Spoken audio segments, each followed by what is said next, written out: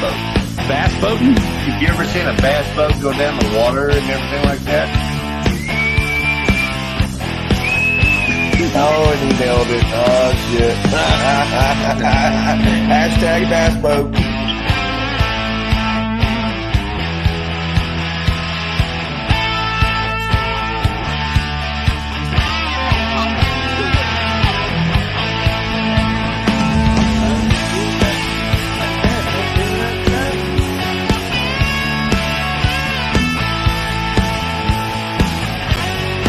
What's up? I'm Cosmo, and you're watching the So Smokin Gooder Show.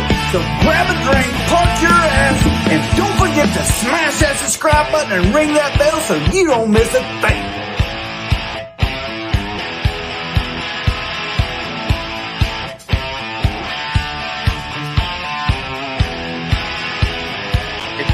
If you're gonna put it in the box, put it in the box.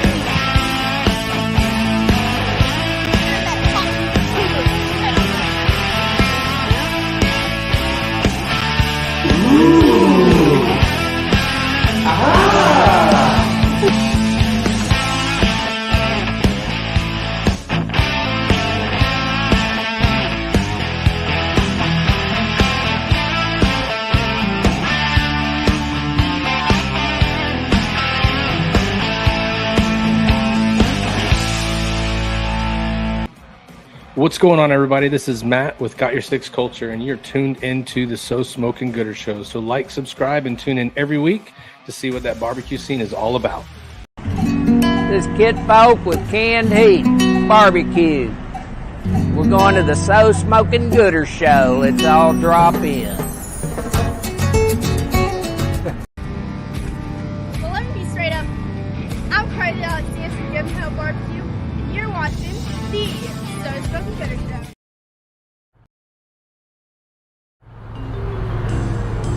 I'm Ira Green from Kingsbury, Texas with Flying G Barbecue. You're watching live on the Smokin Gooder Show. So Smokin Gooder Show. I fucked that all up. Ira Green with Flying G Barbecue from Kingsbury, Texas, watching live. Ira Green with Flying G Barbecue from Kingsbury, Texas, and you're watching the So Smokin Gooder Show. Are you ready to turn up the heat? 1. Let's go! Because you've just tuned in to the one and only So Smokin Gooder Show. We're coming to you live from Bullhorn Barbecue headquarters in Cypress, Texas. This is the show where we talk all things barbecue and brews, and you better believe we're here to have a good time. Get ready for the man who knows barbecue like the back of his hand, the guy who can tell you the difference between an IPA and a stout blindfolded, and the life of every party, your barbecue pitmaster and the host with the most, Rob Arocha. Whether you're part of the Gooder Gang or just here for the special guests, barbecue competition updates, or maybe even to rate some boxes, strap in, fire up those smokers, and crack open a cold one, because the So Smokin Gooder Show starts now. Alrighty, what is up, everybody? Welcome to another Wednesday. You guys know what time it is, a little after 8 o'clock. You know where to be. That's right here watching the So Smokin Gooder Show. I am your host, as they said, Rob Arocha, and I have a co-host, Mr. Eddy Morales. We'll bring him on in just a second, but I want to welcome you guys to the show. Appreciate you guys tuning in each and every week. You guys are the best part of the show, the Gooder Gang, and we'll get to your comments here in just a moment. You know how it goes. We bring on the co-host, we bring on the great guest, and we have Mr. Producer Ty doing all the legwork behind the scenes. But first, Ty, let's bring in the co-host of the night, the one that's been doing it for about 5 shows now. Let's bring him in, Mr. Eddy Morales with the Pit Father Barbecue. What's up, brother? How are you, my man? Man, I can't complain. Are you getting any of this rain up in Austin? It started raining a little bit, not too much. I mean, it's been raining consistently, but nothing crazy. Just we hope our friends down south in the valley, legitimately, are doing okay with the water, with the rain. I don't know that it hit too bad, but it is a tropical depression. Apparently, we're going to have a lot more of this weather activity as it comes here down here. But hope everybody's safe tonight. Welcome to the show. I'm glad to have Mr. Eddy back. Eddy, did you cook last weekend? Glad to be back. Yeah, I cooked, man. I went to Brady. Oh, Brady. yeah. Yeah, Lone Star. Yeah. It was good, man. I think there was 66 teams. That was a big purse, bro. It was cool. It was good. Had fun. Bring home any money? Yeah. I did. Good. Man, I hit a 2nd rib and a 10th brisket. No chicken. That damn half, man, don't want to work. It was good though, man. I was really happy with it. I'd cook that bird every weekend, but. So we're gonna talk rules. What are the rules in Lone Star nowadays? Is it 1/2 chicken, or are they still doing 2? What's going on there? I don't know. I don't know when it changes, but it was 2 halves. Oh, you did have to do 2 halves still. I did have to do 2, and I only took 2 because usually I take 1 extra, right? So in CBA, IBCA, I'll take 2 halves, turn one in, and then try the other. But man, that one I had to turn in both, so I was like, I don't know what my chicken tastes like, and I know it was good because it was a recipe that I was always killing it with. Did you at least get a final table? Nope, no final table. All right. Well, 6th overall though, so there you go. 6th overall, solid. We'll go over the results in the wrap-up recap, but I'm pretty sure Kit won that thing. Yep, Kit came through and Lone Star loves some Kit poke, don't they? Yes. He was in the drop-in segment. Producer Ty had him on there. Let's bring in Producer Ty real quick. I hope you're all right, man. What are you doing, bro? How you good? Yeah, I'm good. Just waiting for the weather, getting ready for the show. It's a good day. We missed you last week. We had Mr. Sergio Chop on. What a great guest. Thank you, Sergio and Coyote Cookers, coming on the show last week. That was you got to watch it, I guess, listen to it. What'd you think of that one, Ty? I thought it was good. I actually drove from Kenosha, Wisconsin. We were at a Top Golf event and then went all the way over to Joliet, Illinois, and you guys are still on. So that's why I jumped on at the very end there last week. I was traveling up in Illinois. All right, Ty. Well, I'm going to do a rundown of the Gooder Gang, and then we'll have you do the sponsor roll, and then we'll bring our guest of the evening, Mr. Ira Green. But let's get to some Gooder Gang comments. Like I said, they are the best part of the show. First in, Mr. Carlos Calzada. We have ZZ Top Fan back at it. What is up, my man? Daddy Dutch Barbecue. That is Kent. For those that don't know, the Dude Barbecue. What is going on? They've been cooking quite a bit. Nicho from Porky's Pit Crew. Nicho had a incident this weekend. He jackknifed. Somebody hit him or did something on the highway. He jackknifed. Thank goodness he's okay. Hopefully we'll see him back on the cooking trail soon enough, but I hope everything's all right, Nicho. There's Carly. Carly did a new opening for us. Thank you very much for sending that in. And she is going to be, Eddie, programming note, 2 weeks from now, she'll be the guest on the evening on the show. Yep. South Texas Blaze Barbecue. What is going on? Jared McCrory, Barefoot Cookers. What's up? Rockin' A Grill and Supplies. Hey, Gooder Gang. What's going on? Roy Austin from Dispatch Tree and ChickN Bark. We have a new one for tonight, which is Sergio. Robert Leal. What's going on? Those 239 Grillers. What's up? Eric Arnold, Big E Barbecue. I think he won as well, Grand Champion. Larry Vaughn checking in from South Jersey. What's going on? Michael Sistrunk. What is going on? Sam DeMerit with a new logo, I think I saw. Look at that. That looks pretty sharp, Sam. Two Sauced Birdies. We got Matt Casper from Rat Sack Barbecue. Let's see here. Surge, our follow team, checking in. Joseph Pucci Cridler. Thanks. That's a new name. Appreciate you checking in, my man. Pit Life Barbecue Podcast. Peter Harrison. I think Ira's bringing in some new eyes to the show, and I love it. Laura Louise. What is going on? Wes Reed. What is going on? Gordo Q. We got Renee Sanchez. Randall Johnson. What is going on? We got Smokin GQ. Roddy Trevino, fresh back from Rec Tech Academy. What's going on? Sean Schrainer. We got Chase Vinson, Los Gordos, Luis Coronado, CB Barboza. Dang it, you guys are all checking in. Mark Suarez, Bobby Delgado, Cesar Mejia. And I think that is going to do it for now. Well, thank you very much. Ira is bringing them in tonight. I love it. Thank you, Gooder Gang. You guys, like I said, best part of the show. Fred Robles, my man. He is, oh shit, I missed some here. I'm sorry. Jordan Hernandez, JJ Jensen, and Jen Lee, and Carlos Herrera. All right. Thank you very much. Over under on how many times Rob touches. It's this stupid micro or earplug. It keeps popping in and out. So yeah, make it count, JJ. That's all on you, bro. I'd say 50. probably is the number, depending on how long the show goes. All right.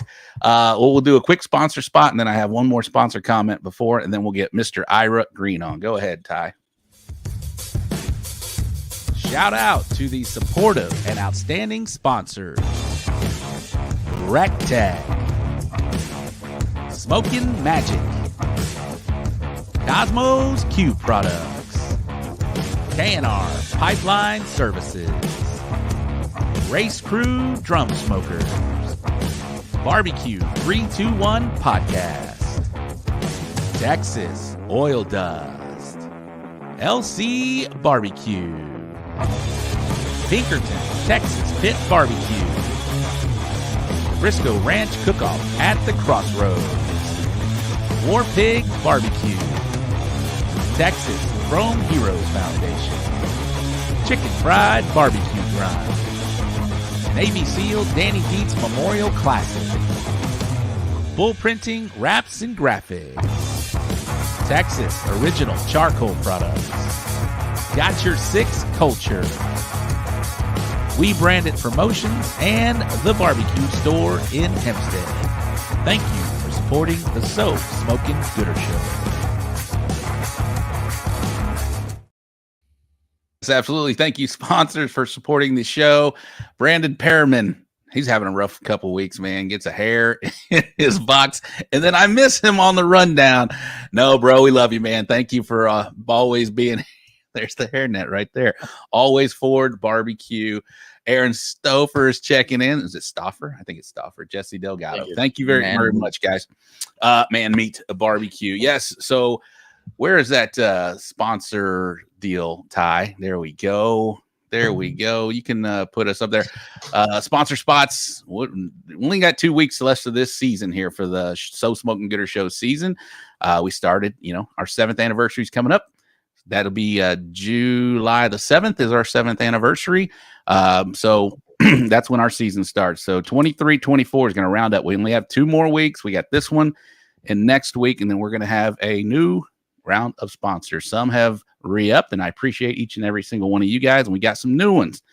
What Ty does, he puts our sponsors up on the show. So these are the eyeballs you want to see. If you have anything to do with the barbecue community, this is the best community to get this in front of. So there's still time to get in. That's the tease. Yeah, Ty's teasing. There's still time to get in for next year, but time's running out. You can email me at rob@bullhornbbq. And for example, like we've got a new meat supplier this year. It's going to be joining the show, and we're going to have videos from them. So Danny Dietz Memorial Classic, they're back. We're going to have a video from them. We've got video. I think Mark's already done one for Briscoe Ranch. So good things coming. If you want to be a part of this, please email me at rob@bullhornbbq, and we'd love to get you on. All right, enough of the show. Let's get to the guest of the evening. This guy's been killing it, man. Did you know he had number 6 already in his bag, Eddie? I think you did. Yeah, I knew it. He is the current IBCA Brisket Cook of the Year. Well, currently leading in brisket. He's currently leading in chicken. What's up, Aaron? What's up, bitches? And he is the overall current IBCA with 2 weeks to go. We're talking about the guest of the evening, Mr. Ira Green from Flying G Barbecue. Welcome back to the show, my man. You were here. We just talked about in 2021, right after you were doing this same thing, leading or chasing and doing that.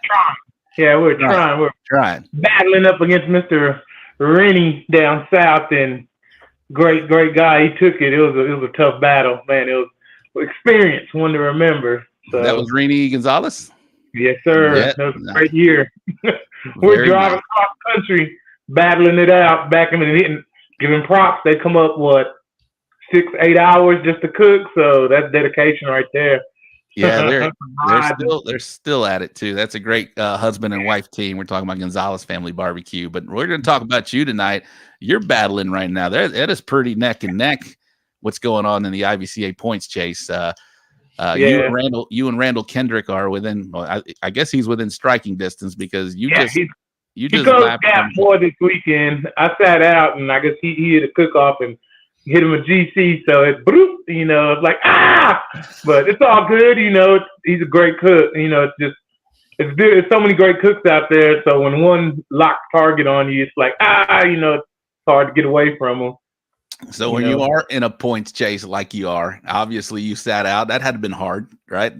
Sitting out with 3 weeks to go, leading. Right. Family comes first. My little girl had a dance recital, and absolutely, that's gonna take precedence over everything else. So we had to go do that deal, and we need, a break is good every now and then. So absolutely. Trust me, I know right now. Were you able to watch like the live awards? Trust me, I watched it all. When I don't go, I'm watching all of them. That's why I like, when CBA runs them early, or I usually hit up Carlos or Philip or someone in the IBC.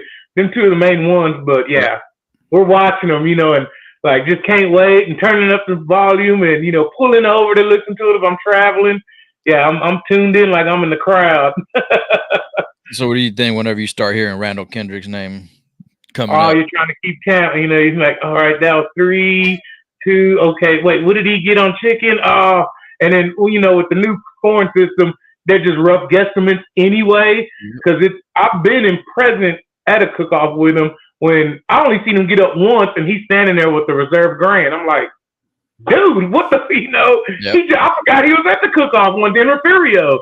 I forgot he was totally there. And then he pops up reserve, I was like, wow, I was like, that's the kind of cooker he is. He'll sneak up in there and just boom, and that's the point system too. You don't know. You really don't know till she calls it or he calls it at the end, That's the beauty of it too.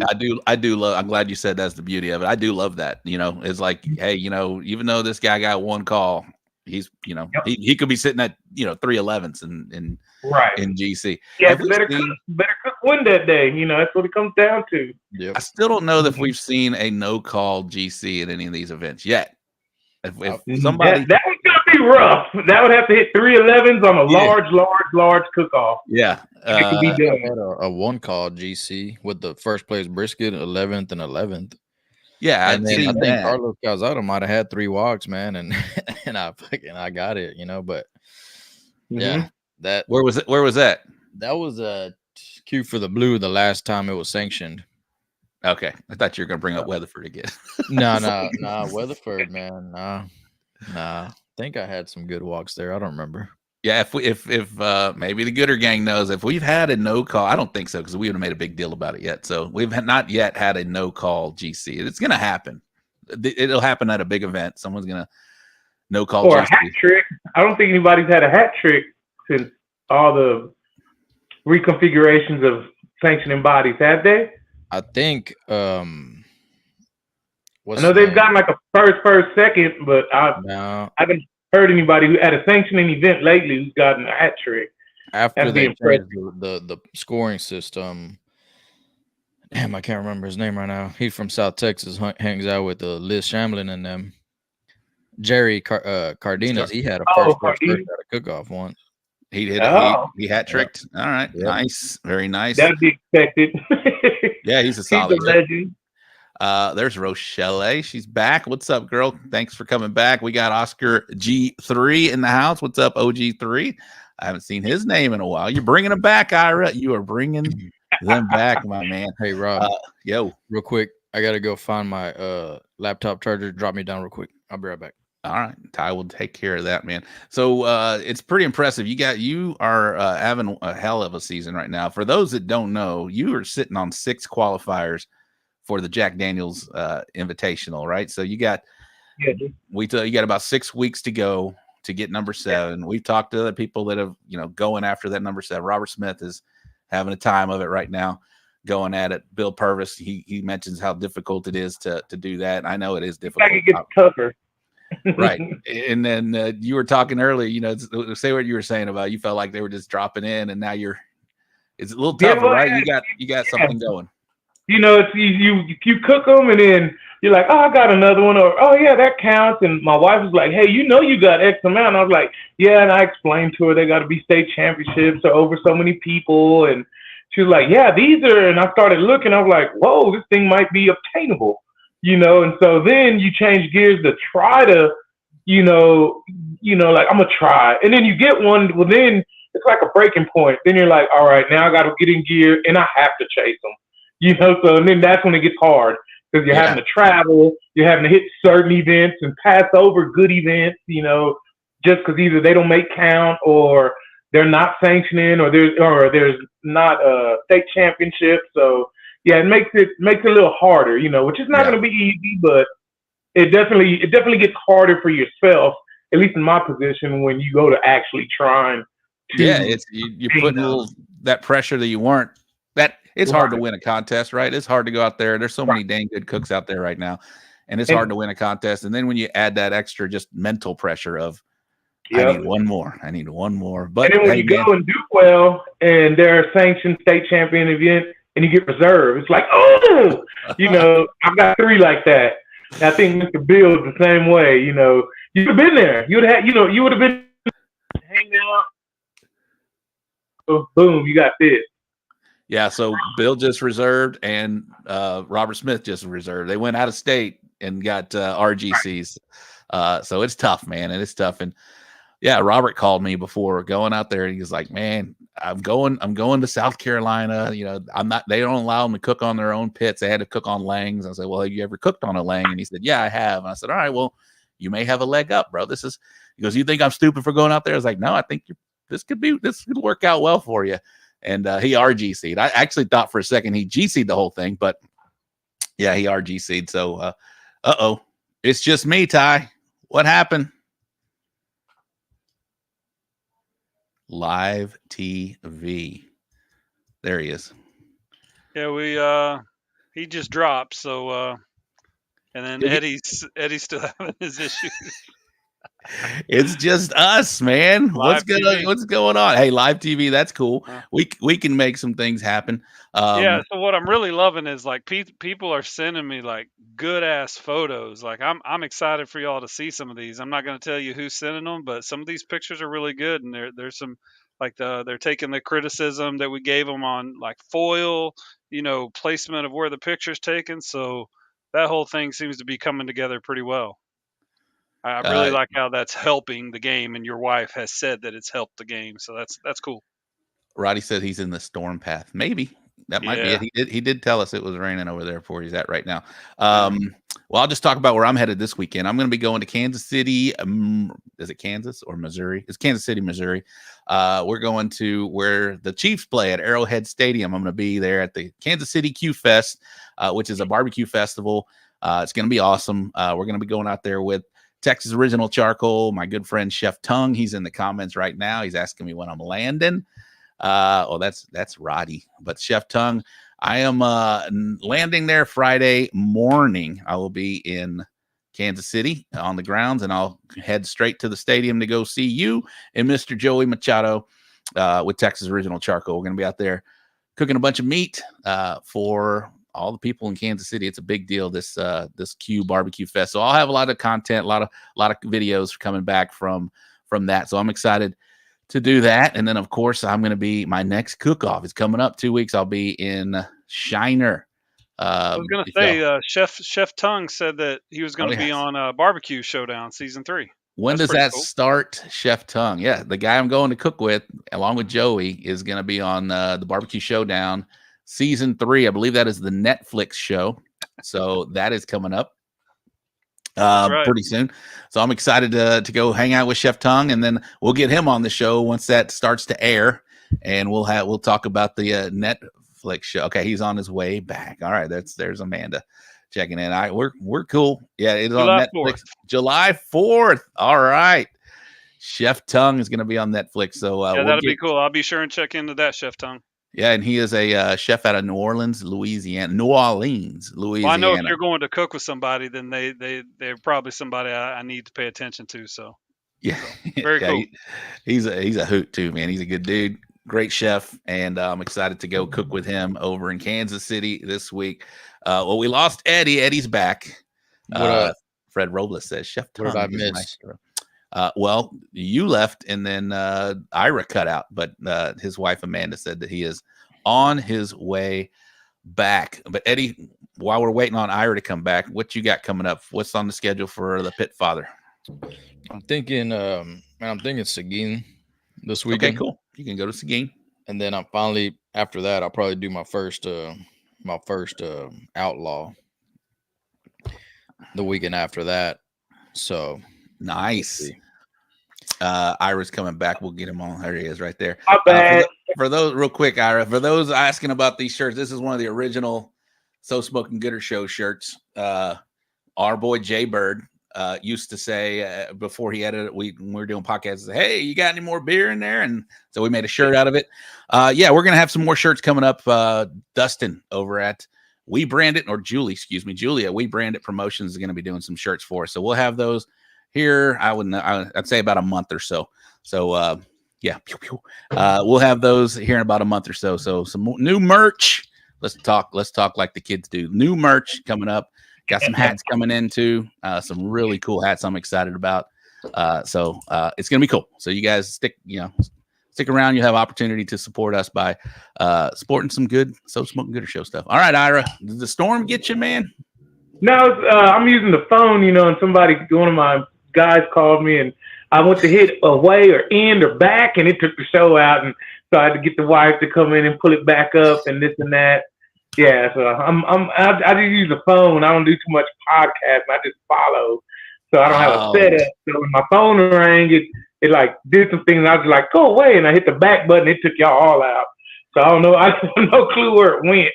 So we got it back. I wanted to get you early. It's either going to be you or Randall. I feel it's going to be sitting at the end at this thing. So we'll get you early, and then I'm sure people are going to come knocking if you win the darn thing. Which how you feeling? You feeling confident? How hard? How easy is it for him to leap you at this point, or is it still pretty tough? I'm not sure. I know it's been like say some years since I used to keep up with it. I didn't know I was that far up and running until a few weeks ago actually, and then I realized that I'm not crazy. I know my scores, but I didn't know if they take 10 or 12 cook-offs now. I know I went and checked, and I did check for the first time all season, and there's 12 listed, but I don't know which ones drop. And how do they count? Do they count overall points or, I have no clue. So I just know I'm literally about 300 points or number. I don't know what they call points in front of him, but I don't know what it takes to accumulate that. So I'm not sure if he can go get a GC and drop or add, or I really don't know. But I do know I was about 800 ahead of him, and he GC'd and it went to 300. So see, I really don't know how that works, or what he's dropping or he's adding or what. So he gained 500. I think you get the 12 highest scoring.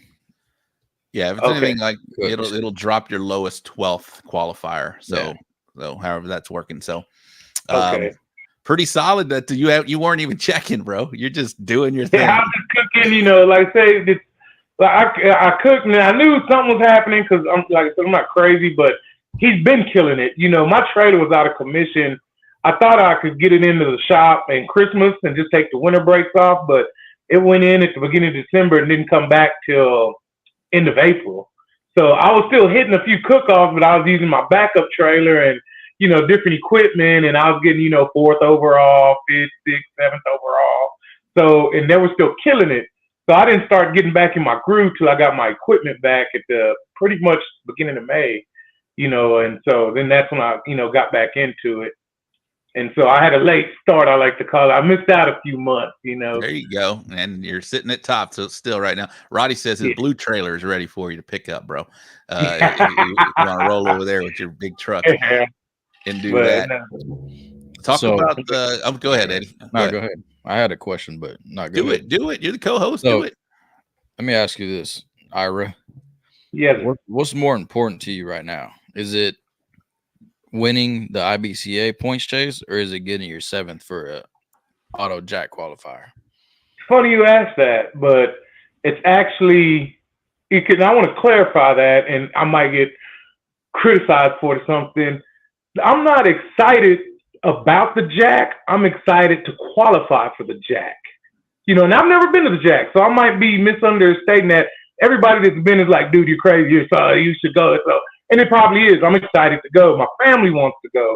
So I am excited. Don't get it wrong. But to me, bigger is winning to get to the jack, especially down here from where we're from. Now I can list on my hand who's done it, the right way, and I say the right way in their area. Yes, you can travel to New Mexico, win one, and get it. Congratulations, you earned that. Don't get it wrong. But the last person I can say did it was Fred, I think. And that I know of now, Mr. Bill. I'm talking about back in the day when it was real hard, Fred. But Mr. Bill, I love the way he did it. He didn't just do it in one sanctioning body. I wish I could have did it, but I'm not that talented. So I stayed where I know. I stayed in my area. Bill hit it at San Antonio, KCBS, LSBS. That's an all-star cook right there. I wanted to do that if I was to accumulate 7. I didn't get that chance, so I'll take what I can get. But achieving the 7 is what's my goal right now. If I come in 2nd or 3rd IBCA, that's fine. I love IBCA. I know if I geared down and started from the beginning, I could probably, give somebody a good run for their money.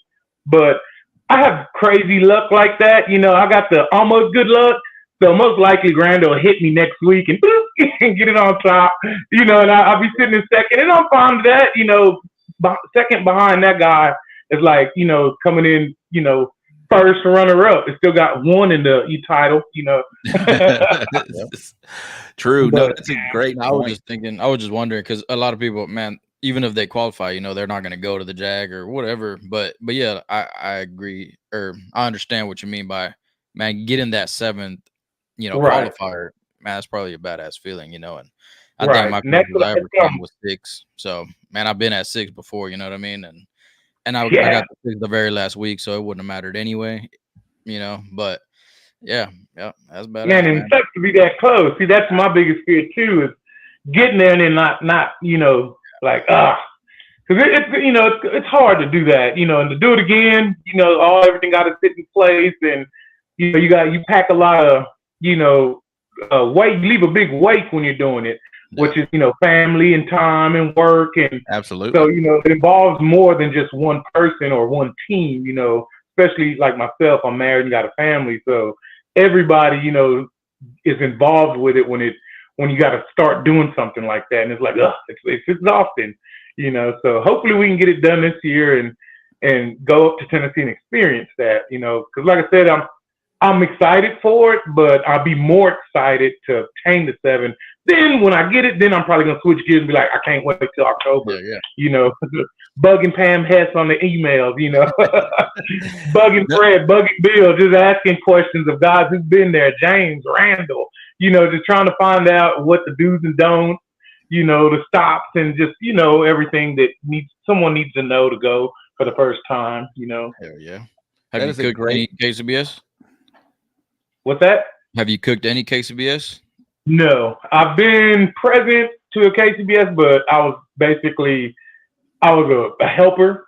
So I've never cooked a KCBS. I've been a helper to all of them, MIM, KCBS. The only closest thing I've cooked is CBA. And so that's why after next week, if I can obtain 7, then pretty much gears shift over. I'll be, cooking all that sanctioning body, basically to sharpen my skills and hit up Jen's cook off and try to, just get in that rhythm to get ready for October, because it's way different from IBCA and KCBS. So if anything, CBA is way, it gears you ready to go to those events. So I'm going to have to do those, Yeah. So that's the plan. But of course, everybody got a plan to get punched in the mouth, like Mike Tyson say. So it changes. Well, we're all cheering for you to get that 7th, man. That's I appreciate it, man. And you raised a great point. You can kind of the names that have hit that 7th, like you mentioned, doing it right, not the ones that we're not taking away anything from them that travel and get get a call or just get a bung draw, right, and get to go to the Jack. But to get 7 and to win and go and compete against all these other top cookers, and to do that's a big accomplishment. And you're right. And then you get there, and you hope to do something and not come in dead ass last, because it's it's probably it don't matter, bro. It don't matter. But it would be exciting to see. I'm hoping and praying that these guys get their 7, because it'd be awesome to have 4 or 5 cooks show up. I've talked to Pam, And she's, I got my eye on y'all down there. Y'all doing big things in Texas. There's a few of y'all I'm watching. That's cool. Like, hey, she's watching a couple of us down here. That's gonna be, that's awesome. We come rolling up there the way y'all do going into the Royal. Good Texas that's deep. fun. Imagine doing that at at Tennessee, running into Texas deep. 5, 4, 5, 6 cooks. That's just top right there. That's awesome. How many teams generally cook the Jag? Isn't it like 80-ish, somewhere around there? Yeah, Eddie, I think it's around 80, 85, around no there. Clue. Yeah, it's bananas. Brandon Perriman, he was at that big Cuero one. He's in the comments. He said, I can only get 2 calls and still finish dead ass last. But, he was a gentleman with the hair in the box. Yeah. That was ridiculous, but so you went. That's a big contest. I think 112 teams out in Cuero. You come up on top of that event. I don't know what your calls were that day, but we had I had to leave early for that one. It was my daughter's daddy-daughter dance. Oh, and nice. So my sister and father came in, and I asked some cookers, but I didn't want to put all that on them, having to watch my tickets and take away from their celebrations if they got called. And so my sister volunteered to go up there and receive them. I said, okay. So I checked in with the head judge and explained everything. But I was coming home, and my dad would call me, and, hey, you got first chicken. And I went berserk, like swerving. I was just hauling butt trying to get home. And I was like, dude, because I had a decent cook, but my chicken at the last minute, one of them, I messed up just talking and gossiping, and my bird is on a minute deal. So, if I get off schedule, one bit, it goes too much. And so it did it. And so I just wrote it off. I was like, whatever. And it ended up hitting the first. I was like, wow. And trust me, this bird would have got probably last at a visual contest, Okay. And that's what, I was like, but I guess it still tasted decent. I impressed 6 people and they did me right. And then, my ribs, I've been struggling, but they came in 22, I think 22 or 23 on ribs, and then 11th brisket. So it again, after the points added up, I barely had enough points to squeak by, and I was shocked. Yeah, I was like, wow, 22nd rib and 11th brisket, but a big field like that, those are good calls. Absolutely. So, yeah, you're leading the IBCA. I mentioned at the top of the show in chicken and in brisket. I think are you 11th or something? What are you doing in ribs right now? I think like 7th or something like that. 7th. Okay, so yeah. I've been struggling bouncing back. I try to go old and then new, and then it don't help Eddie and Bill and them put out them little TikToks, and so I'm in the lab trying to do what they do, and I don't know what I'm doing. I don't cook like that, but I'm trying. It got me at 22, doing that, but so I'm just learning different stuff. If you sit back and listen to this show, watch TikToks of these guys, Facebook, you can end up cooking some good food. You just got to piece it together like a puzzle, but if you watch them hard enough, they're going to show you each step. You just got to take a week or 2 to watch it. And it might be from different contests, but you put it together, you're like, okay, You can watch Eddie's rib reels. Don't watch his chicken reels, though. Yeah. Y'all need to swap notes. Y'all need to swap notes. Man, not the halves. Skip that shit. Yeah. Ira, what's been working so well with you on chicken this year? Yeah, bro. What is it?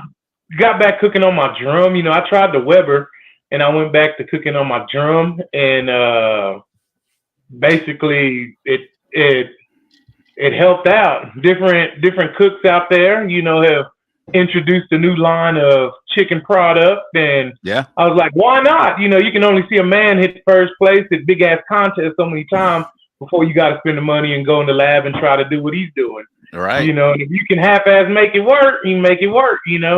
Yeah. So that's all we did. We just started trying different products and paying attention to some people say they use stuff and lie, some don't. But, when you watch the actual person and been there and do it and see them, and time after time, well then, time to give it a try and change it up, and you find your groove and just let it go from there, Uwe, what's up, bub? Yeah, dude, that's if you see somebody continuous and they got a product out there, maybe you should take a peek. Yes, sir. See what's going on. That's basically it. That and again, dummy it down. Take it back down to basics. Get all the too much stuff out there, and you get excited and want to use all kind of stuff. And it's simple. It's barbecue. Take it back down, make it look pretty, and taste decent. Shoot for the middle of the road, and you might come out on top. Rub one out. And I heard a comment from a judge this past weekend at Brady. After during brisket turning, this guy comes up. He's like, "Man, ribs was way better than chicken judging." I was like, "Yeah." He was like, "Man, ribs taste good. They taste like ribs, man. But chicken," he was like, "people were just doing way too much on chicken. It didn't even taste like chicken anymore." So, man, you got to take that into consideration because it is true. And I tried the first place chicken. Motherfucker was good. Tastes like chicken. Chicken's good. Chicken. Spit on that thing. Everybody's talking about that hawk. Yeah, hawk tua. Did you hear that, Eddie? I'm trying to see what that be like, right? She has joined the show. Play that again, Ty. I don't think Eddie caught that. Man, look, be that time. And that hawk too, and spit on that thing. So motherfuckers all over the place. Oh, dude, she's all over the internet right now. People trying to find her and all kinds of stuff right now. Yeah, and so that's so y'all can do wingtip optional in IBCA, correct? Yes, I'm pretty sure. Yeah. Are you wingtip man or no wingtip guy? Yeah, I'm wingtip man. All the way. I like my chicken to look like a chicken. If it don't have a wingtip, it looks funny to me. So I'm like, nah. It does its own thing. It's waving or tucked, or I'll let it do its own deal. But it's got to be there. If it's not there, I go back to the store. I hunt till I get a wingtip. I like wingtips. Yeah, it just looks weird without a wingtip to me. That's what he says too. Josh Hale too. He's like, man, he called it look deformed. It looks deformed already. So it automatically to me, if I was to open a box, I'm like, oh, either I can take it down as the deep as like this mofo's lazy. Go pick a different goddamn chicken, or you being pinche, you're gonna not buy another chicken with a wingtip to save $6 and it's a $300 win. I can go all down the list on why to get a wingtip, but I like having wingtip. What about them fools that are actually cutting the wingtip off? Yeah, I don't know. That was beyond me. Like I said, cheap or lazy. That's a strategy, bro. I've cut the wingtip off both 2 weeks, the last 2 weeks, and my shit didn't walk, so I'm leaving the wingtip back on. Right? You said it did walk. You said it was walking. Not my half. Not hell no. My half hasn't walked in I don't know how long.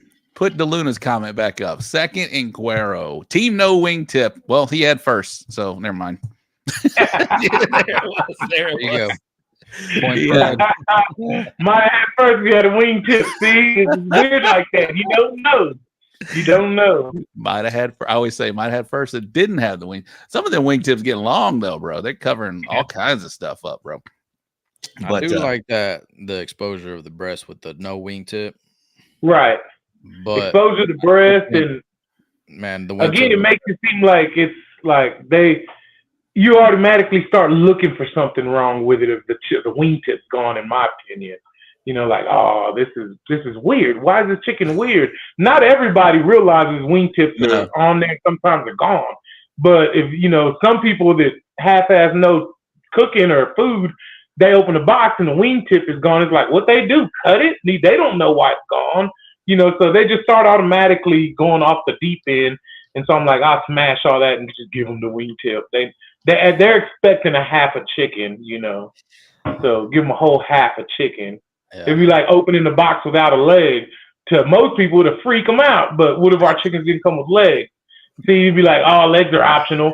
You'd be like, what the hell? There's no leg here. Well, see, you know what they call that, right? Like that wingtip, You know what they call chicken with no legs?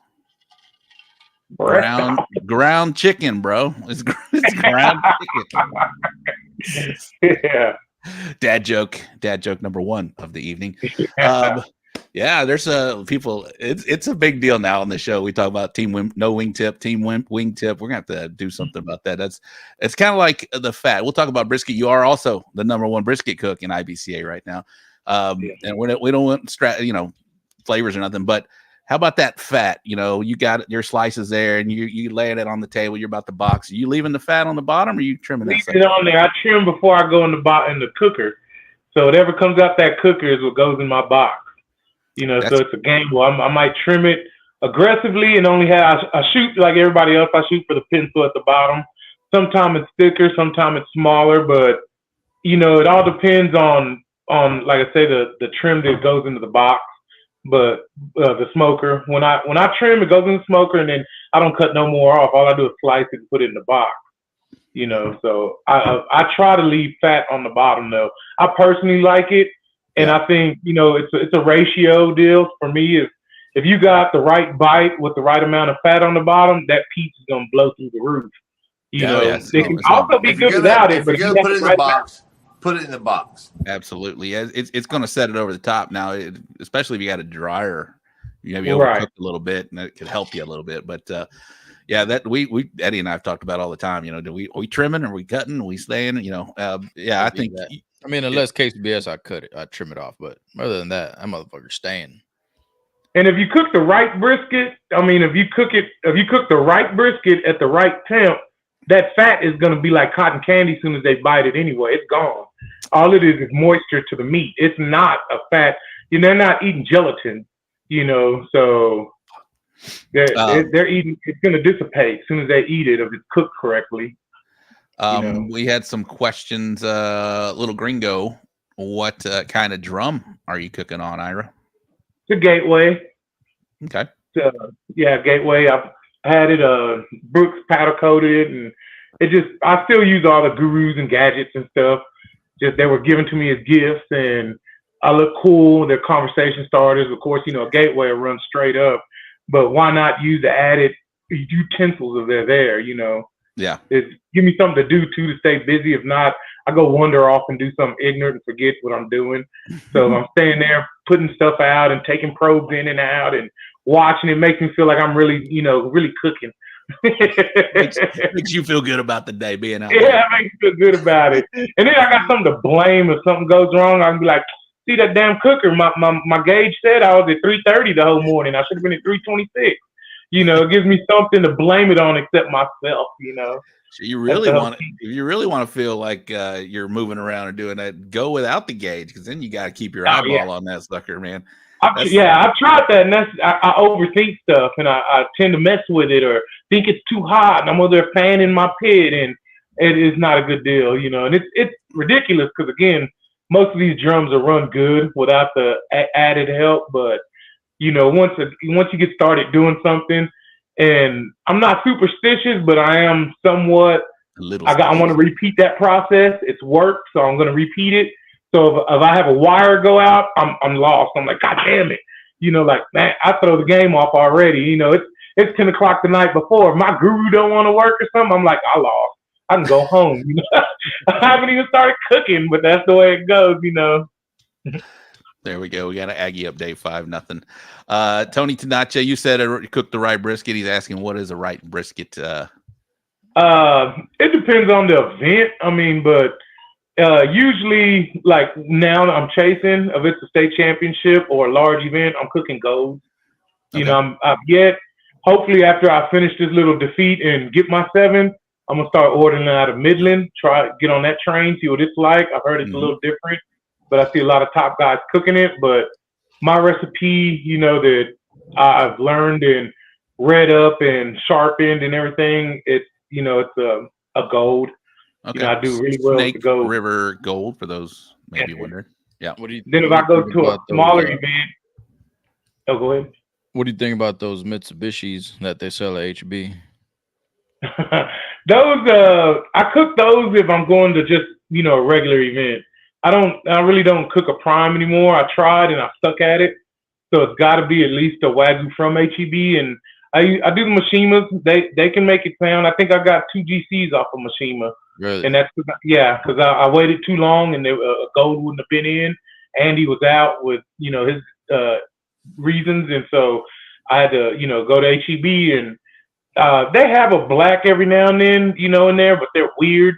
And so I pick, if I go to HEB, I pick the Mishimas or pretty much the Mishimas, or there's another brand that they have. Imperial, is it Imperial? Yeah, Imperial. The little longhorns, the little deer, or yeah, those two, and they're pretty good. They're decent. I like them.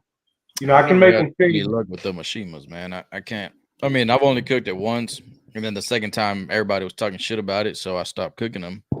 But man, they be looking good. Man, I go to H-E-B and I see some. I'm like, God, man, that's a good looking brisket. But yeah, I haven't brought it up on the show yet, but I went to Costco here in Houston, right there off 290.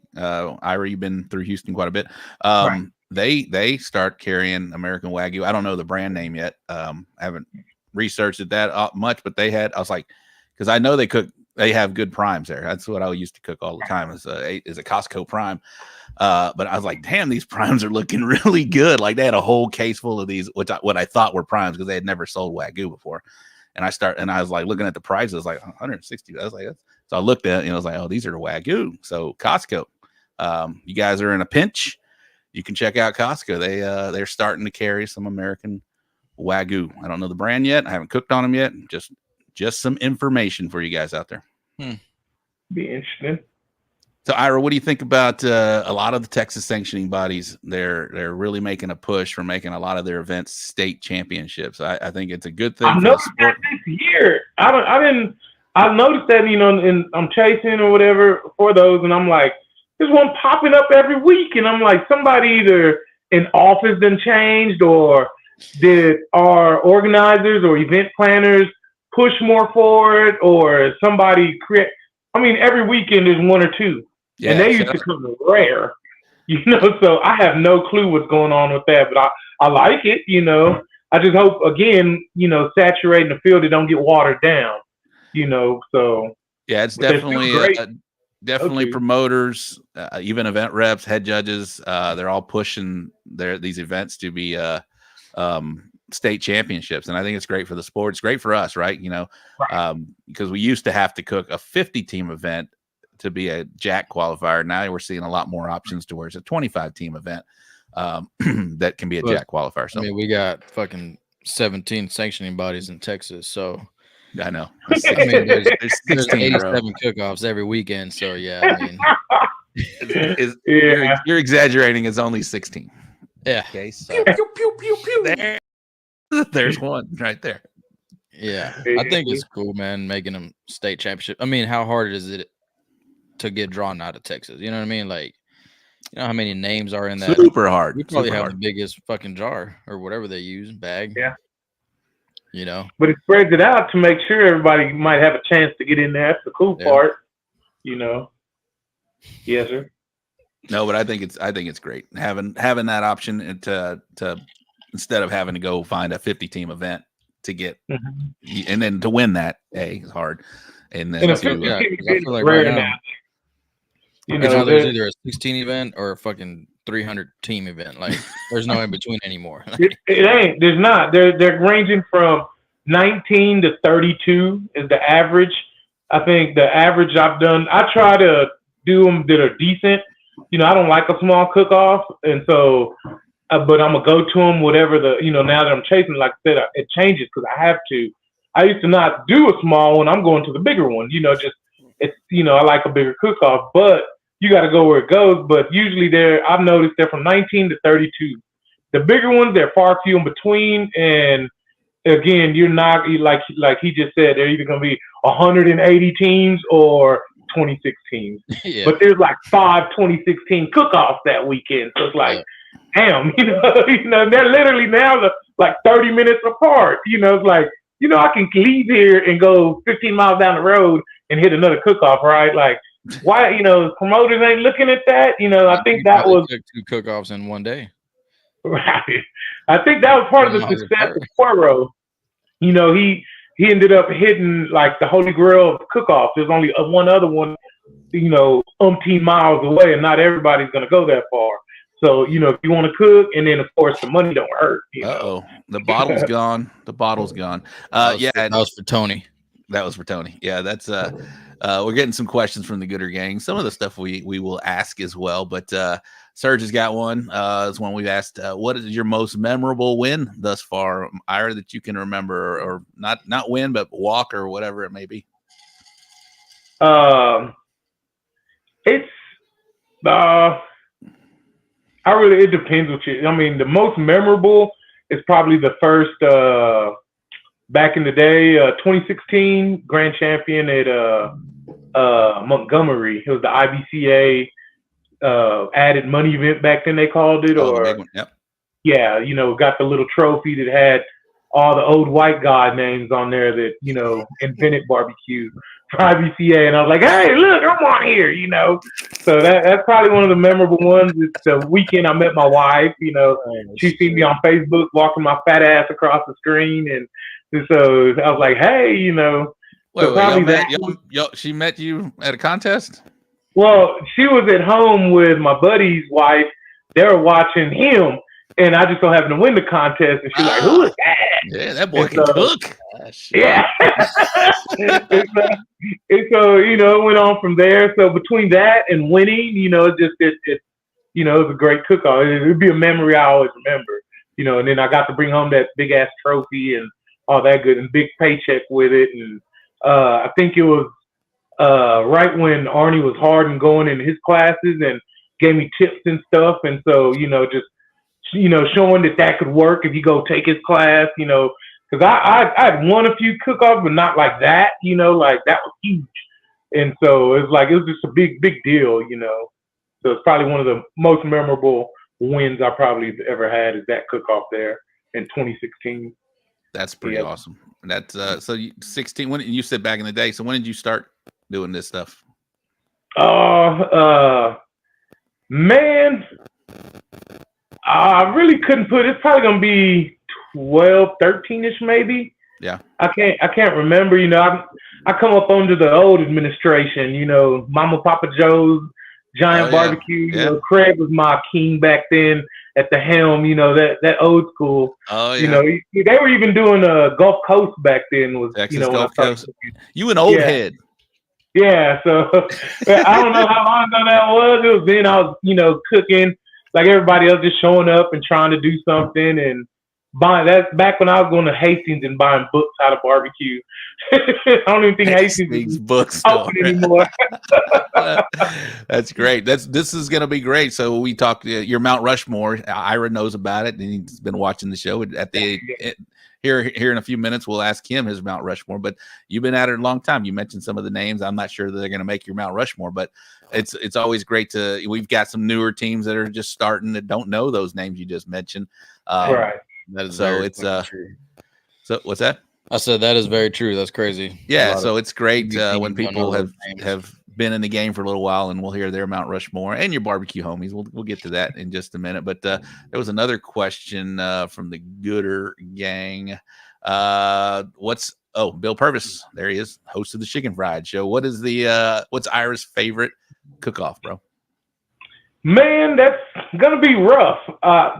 I love me some San Antonio. I stay on grounds. I got a great company that I cook with. I forget. Well, it's the regulators, but they do something. They're on the board. They do something for kids and all kind of stuff. But they treat me like royalty. So they treat my family like royalty. They let me bring in my big ass wagon and give me a whole space and just everything. So it's that one, and of course Uvalde. It's a teeter-totter. I think, it would be rough to pick one out of those two, but usually I get to see everybody that I enjoy at barbecue at both of those. Either at San Antonio from spectators to all the cooks that are there. It's like cool. Eddie, I see everybody that cooks it, cool. It's fun. Yep. And especially you're there if they win, same as Uvalde. Uvalde is just a staple in the barbecue community. For some reason, they do a great, I think the grounds were the best back in the day, and now just people that made it even more interesting and fun to go to. They do an awesome job down there. Again, make you feel welcomed and pull the red carpet out for you. So those two events, it's one of those two. What's your favorite banner from San Antonio? I've only gotten I think a 5th place rib, but of course solid the banner would be the coolest banner to get. That's my unicorn. I want to win that one. To solidify some things in my cooking career that I would like to obtain. is that, San Antonio roast. Nice. Fuck yeah, I think that's on everybody's wish list. Yeah, I mean, it's my favorite San Antonio one's from 2019, 10th place rib. That's the only one I have, and that's my favorite one. Yeah, since we're talking rib banners, my favorite rib banner is the first place rib. And buckle from San Antonio. And a buckle, bro. And a buckle. Yeah. For those that don't remember, I can cook. For those that don't remember, I can cook. I remember that, bro. It's fun seeing first place rib. Even the announcer was like, you can wait till after. Yeah, you came and gave me a hug, and there was like, come on, guys, y'all can do that later. That's the one thing I do. That's the only thing I don't like about San Antonio is that they rush. Everyone's like, man, we've been there all weekend. This is why we're here. And I get it. They've got a paid performer that's ready to go, whatever. We always joke we're starting. If I sit in the middle, right in the back in the middle, that way I take the longest way around. Bro. Take your time. How many hands you can shake between there and there? Yep. I even pull the Robert Sierra and get up real slow and look around, and then start walking slow. Even zigzag back across the crowd before you start walking around. That's the reason to go is that walk to that stage. I love it. Yeah. Yeah, in first place and the GC that I've never experienced that, but the GC I've seen it. Bill and Fred, they're in the comments. Yeah, that's a cool march to the front, and they better not rush you for that one right there. That I don't feel like they do, but that's such a cool event. They talk about the big four, Ira. It's the Memphis in May, Houston, American Royal, and the Jack. I include San Antonio. I say there's a big five now. I think it's got all the fields, it's got the international teams, it's got the stage, it's got the prestige, it's got all the moments. So that is I include that as well in my big five. Okay, these are some fun ones. Little Gringo's hitting some ones here. What's your walk up music, bro? Mr. Ira Green, what is your walk up music? I keep saying. I think I got Roger and Zap, more bounce to the ounce. It's just it's a cool, laid back, got a little beat to it, little old timey. I'm thinking about Big changing Papa for a little bit. Huh? Didn't you have Big Papa for a little bit? No, that one was taken quick, so we let that one go. But yeah, other than that, it's just been that's the same one I've always had. It just, I don't know, it's a cool little vibing song, And then two, the whole point, I wanted one that nobody would use. You go to a cook-off, and when we first got started with that, people were standing up, and they're like, "Oh, that ain't me." It's like, it's like, oh man. And so, he was playing it. I was playing it a little bit. He tried not to get us canceled or cut off, whatever it is. Wes Reed, HLSR rushes it for sure. Yeah, that's a great one as well. It's an awesome stage, bro. It is. It's pretty awesome. Been blessed to walk both of those. Those are nice. Somebody said sing it for them. Sing the song. Yeah, sing it, bro. How does it go? It really ain't more bounce to the ounce, some synthesizers and bass. It really ain't no verbiage to it, really. All right, guys. We're going to we're here to the second part of the hour. We're going to get his Mount Rushmore. We're going to get his barbecue homies. If you have any more questions for Ira, please put them in there. Producer Ty will make sure we ask those. Ed, if you have any more questions for him, we'll hold them here to the second. But you guys can go kick the tires, take a little break. I'm going to do the bull printing wraps and graphics wrap up recap and the upcoming events. And then we got a ChickN Bark show so that I can go kick the tires. And then we'll come back with Ira Green and Eddy Morales. So Ty will drop y'all down. And you know what I ain't ready for? I haven't pulled up those files yet. So here's a ChickN Bark from Mark and Roy Austin, Mark Suarez and Roy Austin, ChickN Bark video. I'm going to go kick the tires and I'm going to get that up.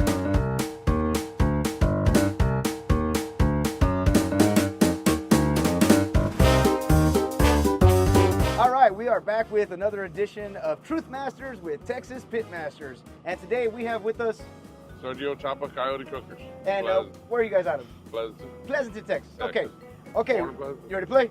Yeah, you bet. Okay. Guilty pleasure. Rolling my feet on a foot massager. Do you have one by your couch? I did till somebody saw it and thought it was something else. our son came in and said, "This ain't a dildo, is it?" I said, "No." Got him! Got him! It's a foot massager, man. You roll your feet on it. We're going to have to look into his home habits just to be sure. Celebrity crush. Oh, Dolly Parton. Not recently. Not Super Bowl Dolly Parton. 80s Dolly Parton. Dolly's still going, so for that, I thank you. Yeah. Worst barbecue injury? Oh, spilling hot grease on your toes with sandals on. How bad? Bubbling toes and bubbling No, skin? not that bad. To burn the shit out of you where you won't want to do it again. All right. Weirdest thing you've ever eaten? Probably escargot with snails.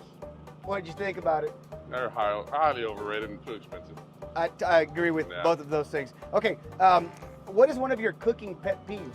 Cooking pet peeves. Somebody over my shoulder telling me you should probably do this. Oh, don't do that. Do this. I don't like that. Drives me nuts. Guys, this is a perfect opportunity to say that if you go to chickenbark.com, we have a t-shirt for people like that says not the head cook. Buy it for them. All right. Who is a messier person, you or a significant other? Oh, me for sure. And favorite cereal of yours? Frosted Flakes. Like old school, just regular? Yeah. Question. Only the Did Tiger. you grow up putting more sugar in them? No. I don't need no more sugar. Diabetes. All right. What is something that you know that others wouldn't think you would know? Hit me with some random knowledge. My mom's birthday is on March the 2nd, and I think that's Texas Texas Independence Day. 1836. He saved. There we He go, saved there it. we He go. saved it. Okay. There's a dollar rolling around over there. Hit me with the first movie quote that comes to your mind. Well, Lonesome Dove, where they're sitting around there, and they said, "Hey, is that little Newt?" He says, "Yeah, that's Newt." He says, "Well, I didn't know y'all took him in. There wasn't nobody scrambling to adopt a dead horse child, Jake." Amazing. Now, little rapid fire round, okay? G.I. Joe or He-Man? G.I. Joe. Mountains or beach? Mountains all day. Dogs or cats? Dogs. Noise or silence? Silence. Chevy or Ford? Ford. Superman or Batman? Superman. Tortillas or bread? Tortillas. Salty or sweet? Salty. Menudo or tortilla soup? Menudo. Samsung or iPhone? iPhone. Pepsi or Coke? Rum and Coke. Approved. ChickN Bark approved. Yeah. McDonald's or Wendy's? Square patty. Wendy's. Babs Bunny or Jessica Rabbit? Fuck, I don't know who that is. You don't know who Jessica Rabbit is? Dude, I'm 50 years guys, old. he did quote Dolly Parton and Lonesome Dove, so we're gonna excuse him from this one. Yeah, y'all are. Yeah. Let's do something he knows. Farrah Fawcett or Dolly Parton in their prime? There you go. Farrah Fawcett all day. Texas, baby. We love you. Thanks damn for right.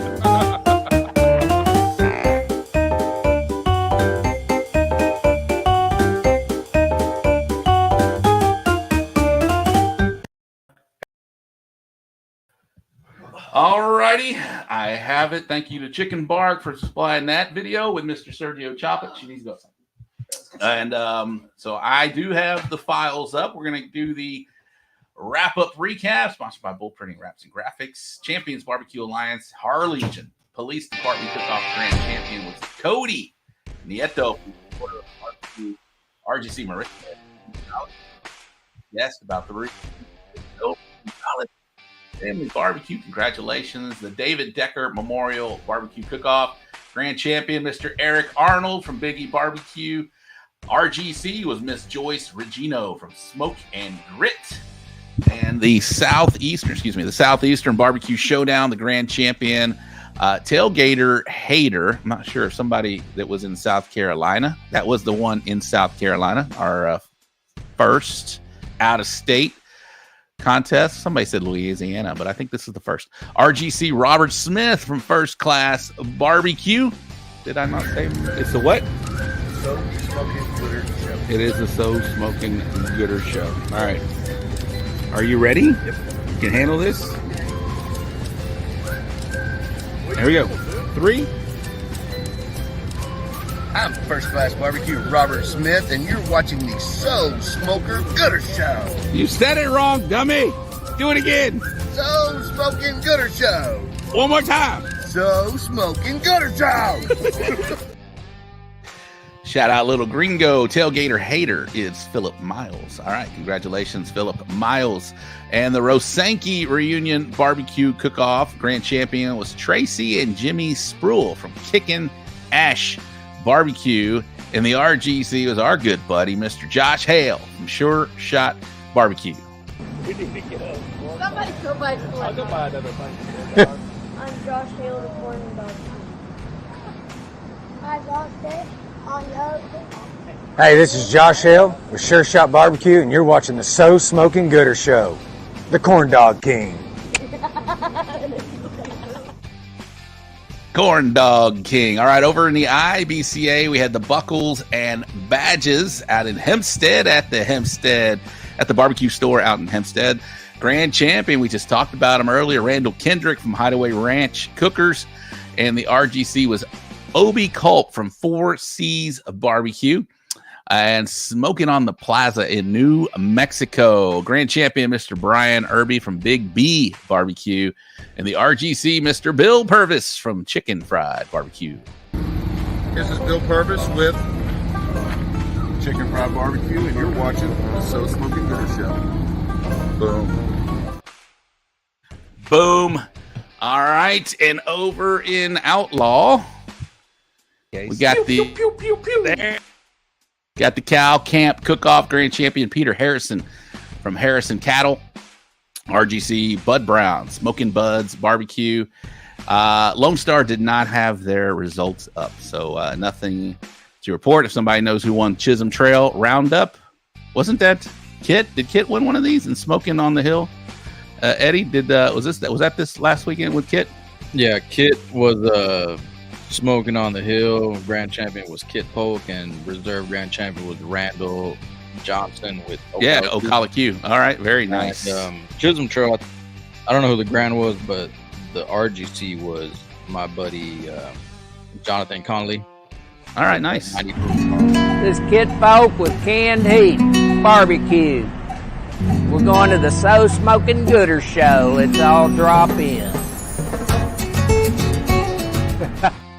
My boy, Kit Polk. All right, upcoming events segment sponsored by the Briscoe Ranch Cook-Off at the Crossroads. Mr. Ira Green just talked about that fine cook-off. We got the this weekend. Not a whole bunch on the calendar, boys and girls, for this weekend because it's hot and wet right now. Shit, it's hot and wet. That's what she said. All right, it's the SS American Firecracker Cook-Off in Seguin, Texas. That is a state championship. I cooked that one last year. That was great. If you guys are able to go cook that one, I think Eddie said he was going to be out in Seguin this weekend. That is a state championship over in the Champions of Barbecue Alliance. Over in the IBCA, this is another great one. The Kids Unlimited Barbecue Cook-Off in Houston, Texas. I've done this for many years. It's on a great venue, great charity, great cause. That is in Houston, Texas. Also a state championship over in the Outlaw Barbecue. So there. We got the 903 Barbecue Cook-Off in Paris, Texas. Also a state championship. And over in Lone Star Barbecue Society, we got the Bangs Cowboy, also what she said, in Bangs, Texas. There you go. Did I not? Also what she said. Okay. Shout out to the Briscoe Ranch Cook-Off at the Crossroads. Eddie, talk about that event, man. You like that one? Man, that's my favorite event. I love that cook-off. So if you haven't been, that's definitely one that you need to go to. I've been fortunate enough to walk every time I'm there. So hopefully we can keep that going for this year. Hell, there you go. You're not superstitious, but I'm not superstitious at all. You might be a little stitious after that comment. I don't know. I don't know. Not at all. Always walked it. What are you drinking? I just had a beer. So we're drinking? I saw you with your Tito's. I was drinking. I had a few waters beforehand, but I saw you drinking one, and I was gonna, I'll have me a beer. Why not? I'm not. I'm working tomorrow. Then I'm jumping in. When's your next cook-off? Well, I'm going to the KC. There ain't no big deal. I'm going to the KC Barbecue Fest to cook with Texas Original and Chef Tung and Joey Machado. I was going to be on the grounds at the Arrowhead Stadium, so I'm excited about that. So I'm still doing that. But my next cook-off will be in Shiner, Texas, July 4th weekend. I will be under the nice shaded trees, hopefully, of Shiner. I've never cooked it. I've heard great things about it. I got Shiner on the books. I've got El Campo on the books. I got that one that's in the comments right or on the screen. Danny D's Memorial Classic. That is like the second week in September. And then I'm going to hit it pretty hard. Yeah. Thank you, Bill. I know I always forget to mention that. If you guys are on YouTube, wherever you're watching it, hit the like button on Facebook and hit that thumbs up button. Hit that like button also on YouTube. It helps the algorithm. Thank you very much. But yeah, so Shiner, Texas. Hopefully you'll be there too, Eddie. I hope you're planning on that one. I don't know. I don't remember who won last year, the Shiner cook-off.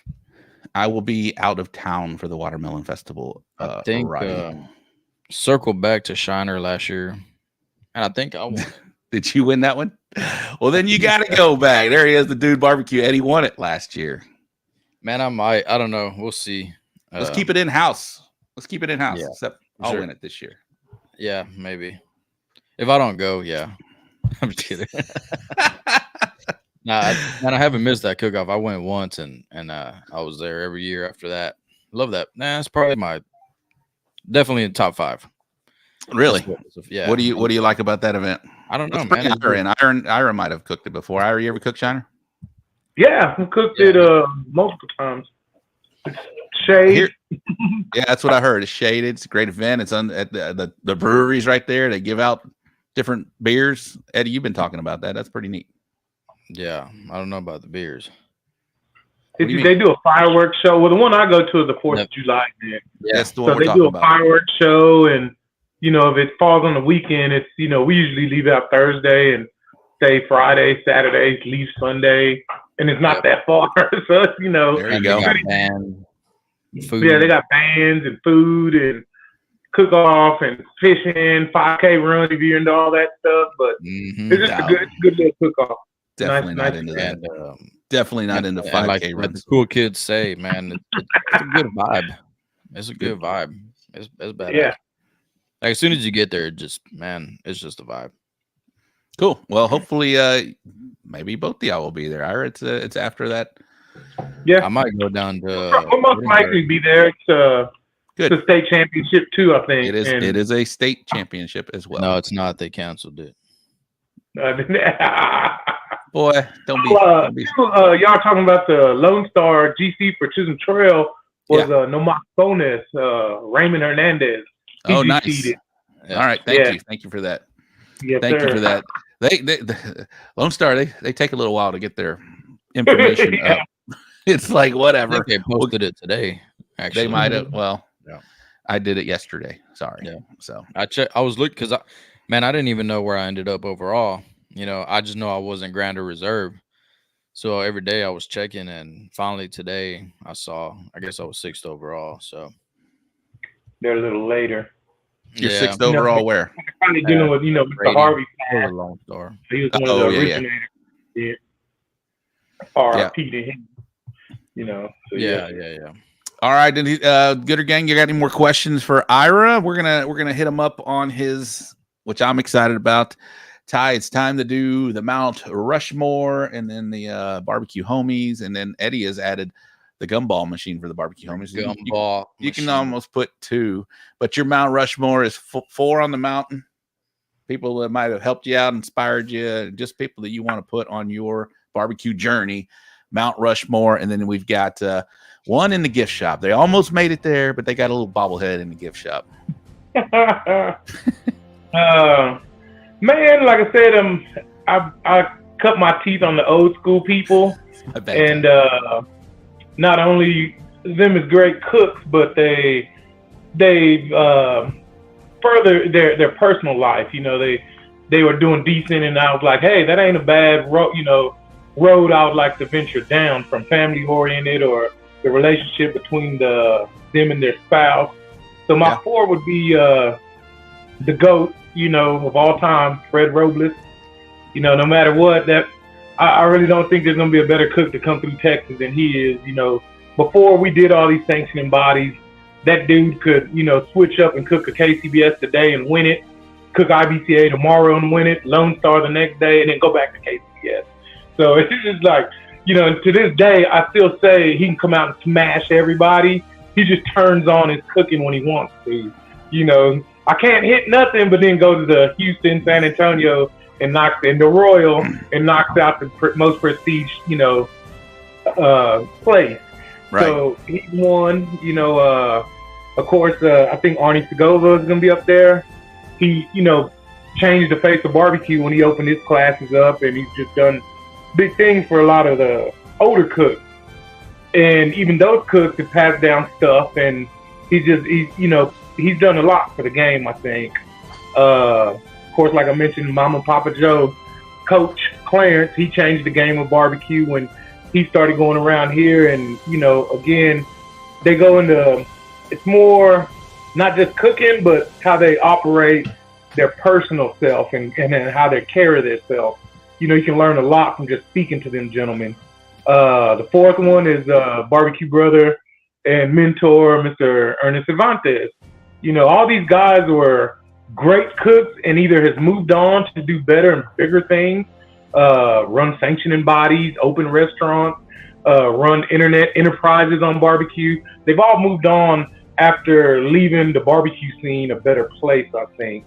And so those would be my four.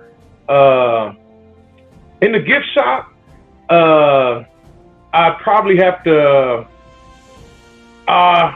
it's tough, but I'm going to have to put Mr. Craig Shirey in the gift shop. I never had a personal relationship with the guy. Never no ill words. He's always treated me with much, much respect. And I think, the shenanigans his ass pulled, plus the things he laid out, the groundwork he laid out, whether he knew he was doing it or not. Look what he got, done today in barbecue. I don't think Fred would be where he's at today running his sanctioning body if it wasn't for that little hiccup we had years ago. And then, onto the good stuff he did too, which that was great. But, everybody to this day, you go look in their cabinet, they got a pepper jelly product. He changed the game in barbecue. They were doing that. Him and Ernest and them were using that shit before we could get our hands on it. So we were wondering why they were always running around GCing.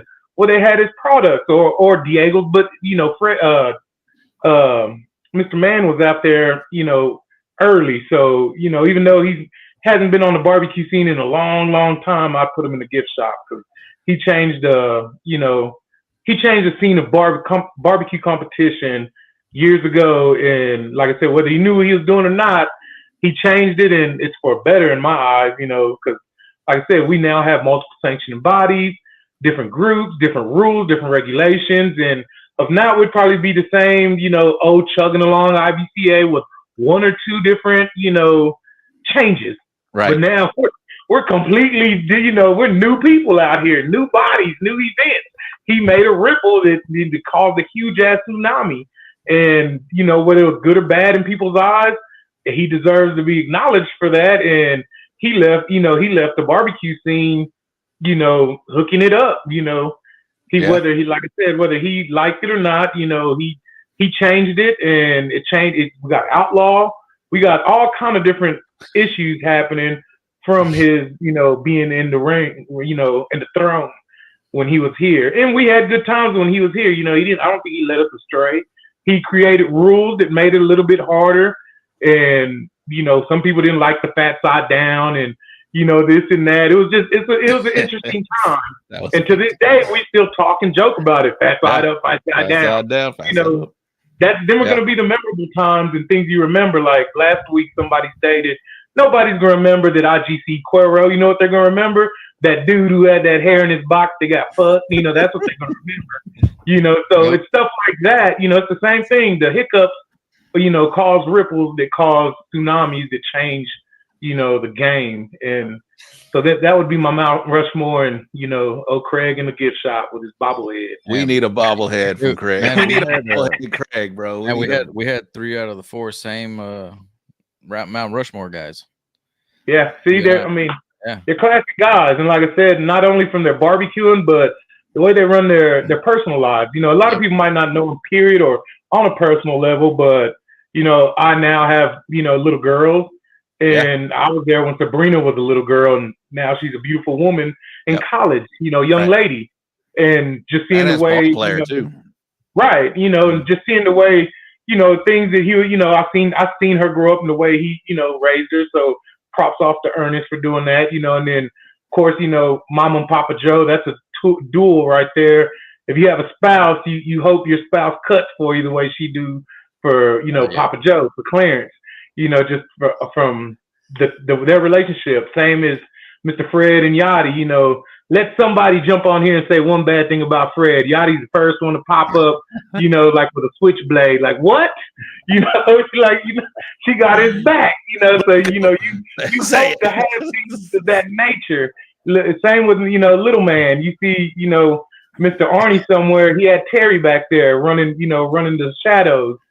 It's just, that's the way it goes. I learned, just from not only barbecue, I was like, man, one day I didn't have a wife back then, but my wife cuts for me the way they do, and I enjoyed that. I was looking for that, so like I said, somebody talk about me crooked, I want the first post to come from my wife, like she got my back.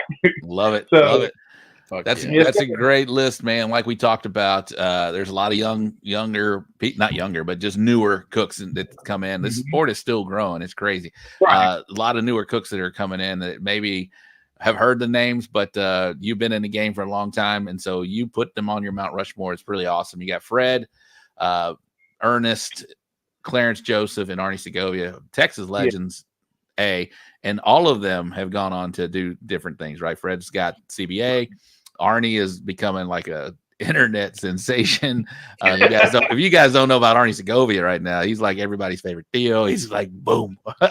You got Ernest Cervantes with the Burnt Bean Company. He's becoming a well-known establishment for that. And then of course you got Clarence Joseph, who's doing his own YouTube thing, man. He's teaching. Right. He's teaching the masses.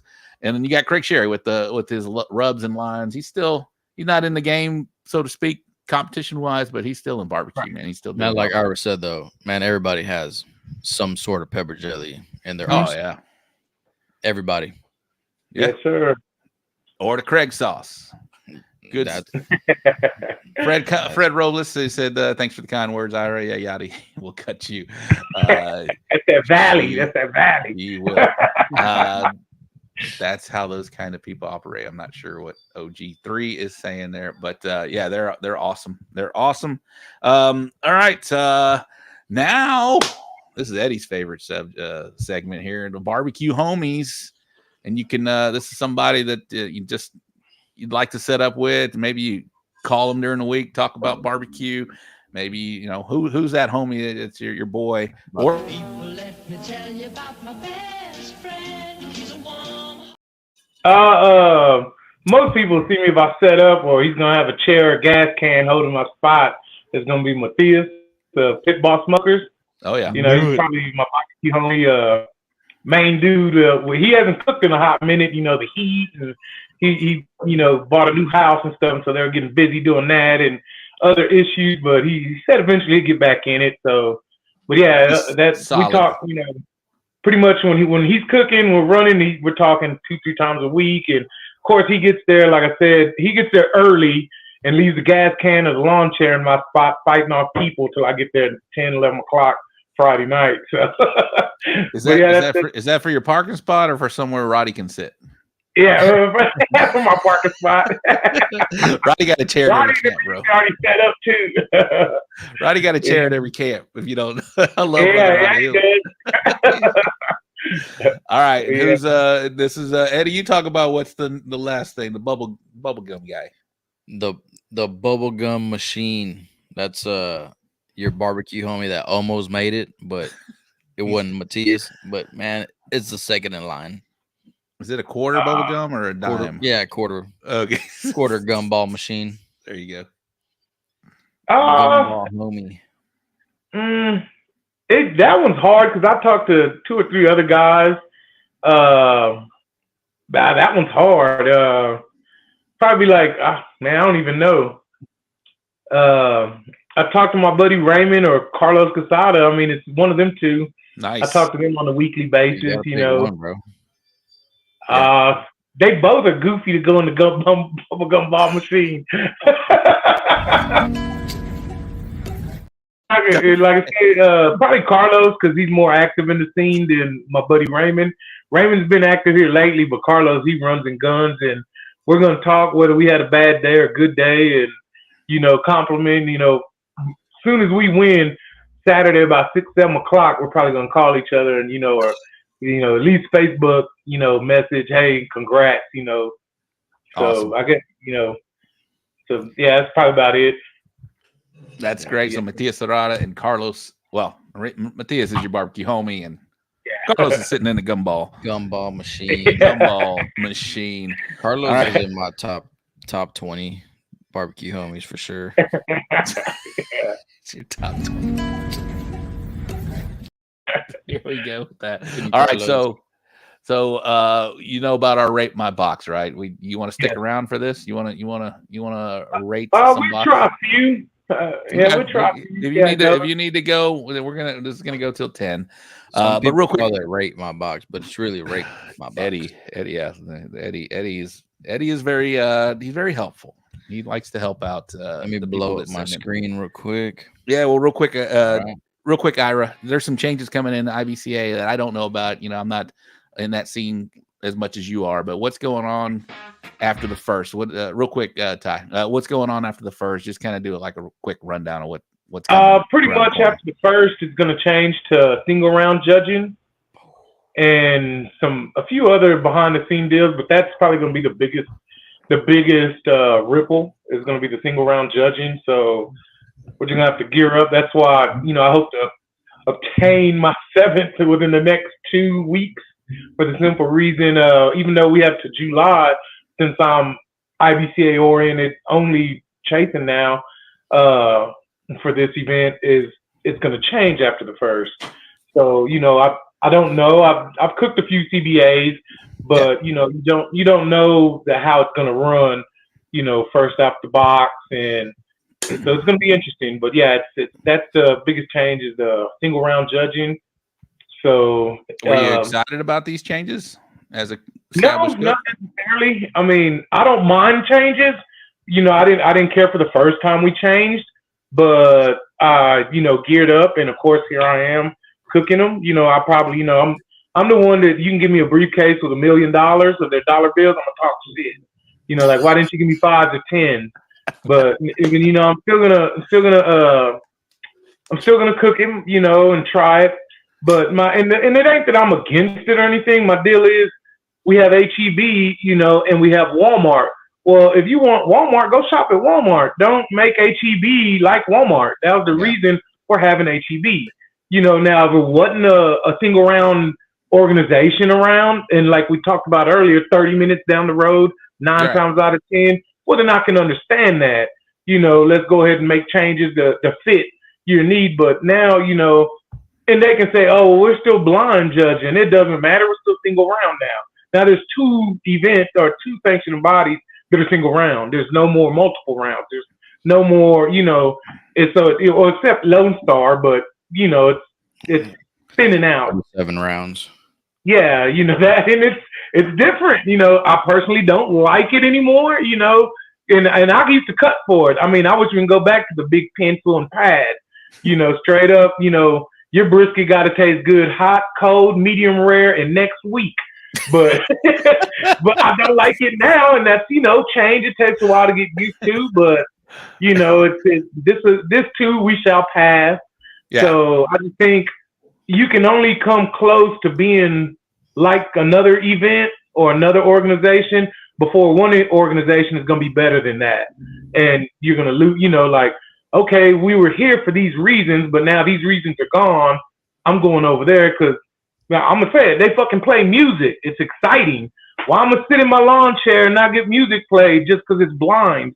I'm going to go over there. They play music. Okay, I'm giving up blind, but they play music, goddammit. It's just more fun. It's, Man, so blind. It's blind. Yeah, blind. We're blind. Yeah. Blind judging, supposedly that's what got IBCA going for us is that we're still blind judging, and so that's it's still blind too. We're blind. It's well, with the way you get down into the details, they say, well, they scanned the box, so that somebody knows. Of course, nobody knows, but somebody knows. So getting down to the details, that's what the gossip is that IBCA is only blind. So to go with that, well, like I stated too.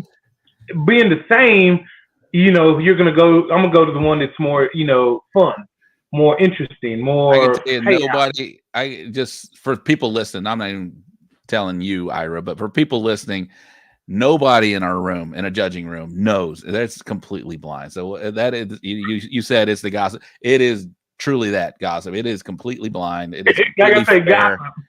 I don't know. I've never been in there, so no one knows. My wife is an event rep. I've never won an event. I don't know that I've won an event that she's done. So I mean, it is completely blind. So, and I don't think I don't know how many spouse to head judge to cook are as far as a spouse goes, but man, I don't think I've seen anybody where their event rep is a wife and the husband is cooking. I don't think I've seen anybody win.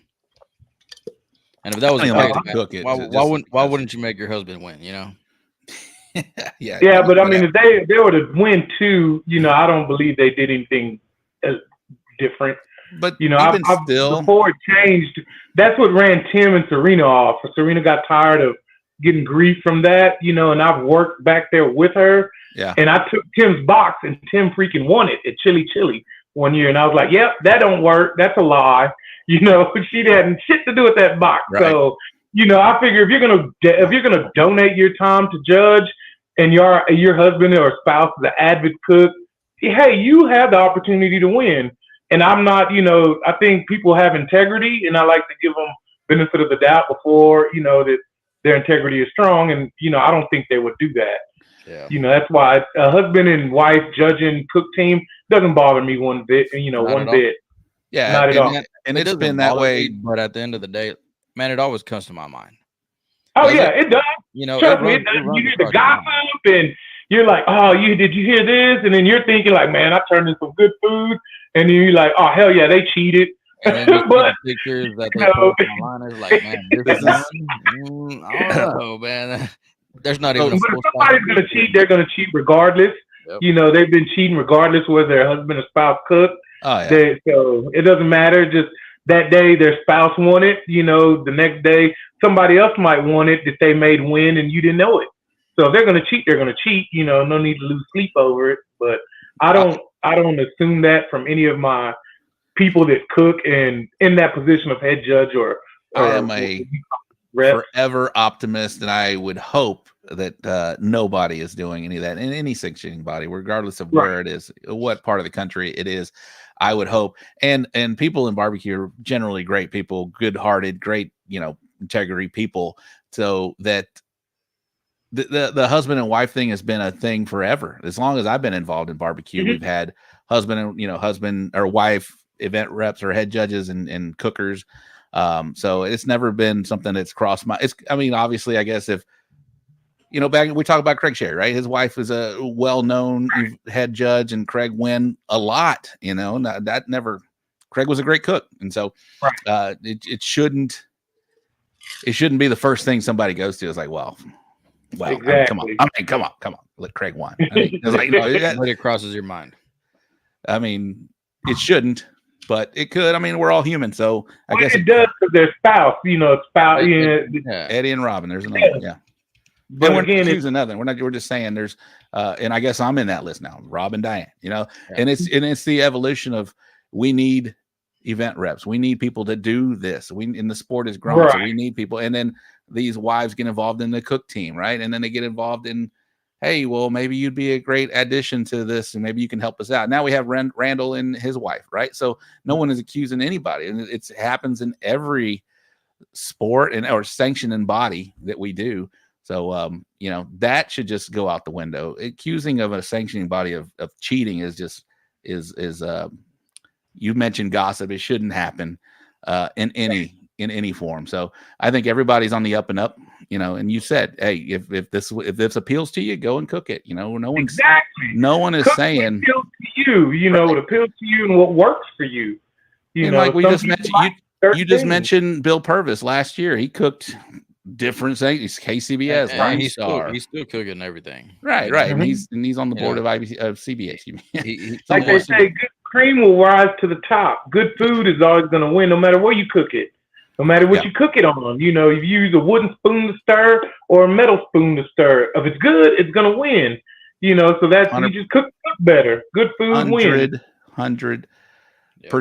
You know, if LC Barbecue were, you know, his wife doesn't event rep or head judge or anything like that, but would anybody question if she did, because she's involved in barbecue? Phil's a good cook. All right? Like these people that are husband and wife teams, they're probably been in the game a little while. They're probably pretty good cooks. They're probably going to win their share of events. So you shouldn't question it. And there's probably going to be more times than not, if their wife is a judge and they're at the event, they're not going to win. You know, it's just it's like baseball, right? You have a 300 hitter, you're considered a really good guy, right? Or a good player, right? And it's probably the same. It's probably less of a percentage in, you know, we're talking about event reps or head judges versus their counterpart cooking. So it should not be questioned, in my opinion. But Eddie said, you're all human, right? So you're gonna and I have my opinion, man, and you know, I'll just put it out there, Eddie. Let's go. No, but I mean, yeah, there's a handful of people that I don't know. We did get away off in the weeds. That's what happens, bro. That's what happens. And we're about to kill some boxes here in a second. Let's kill some boxes. Let me grab a bottle real quick. Who was the event rep at Taffer this year? That was Rhonda Pfeiffer. I don't, and her husband wasn't cooking. He was helping out. Hold on, let me Ty, put him on solo. I can't see it. No. Has the word spicy in it. That's heartburn. I guess it was like a limited edition or something, and it's a Smirnoff tamarind. It's pretty fucking good. All right, guys. So we don't go so long here. Let's start rating some boxes. You guys know what to do. We're not going to pull the box down. We got 15. So we're going to go through these fairly quickly. Ira, poker face. I'm going to ask you after the Gooder Gang chimes in. Excuse me. 10 is a excellent. We're going to go on the CBA score. So 10 is excellent. 9 is very good. 8 is fair. And 7 is personal and poor. So Gooder Gang, do your thing. Here we go. 10. Yeah, going to OT for show. Yeah, probably. Sean Trainer. What's up, Sean? Wes Reed, 10. Gordo Q, 9. But that glob of fat is a little much. Okay, we talked about that. We'll see what our esteemed panel says about it. 10, 10, 10. All right, 9, 9, 9. All right, Ira, you're up first since you are the guest of the evening. Man. Again, 10 is a perfect score. Or 10 is excellent. 9, very good. 8, fair. And 7, poor. Personally, that's a 10 in my box. But, I mean, you know, judging the way judges do and how hard people are, it seems like it would be a 9 simply because, like they said, the bottom, it's not uniform fat. Is that too much fat for you on the bottom, Ira? Not really. If it was uniformed across the bottom, it would not be. Okay. But it's just a clump right in the middle, looks like.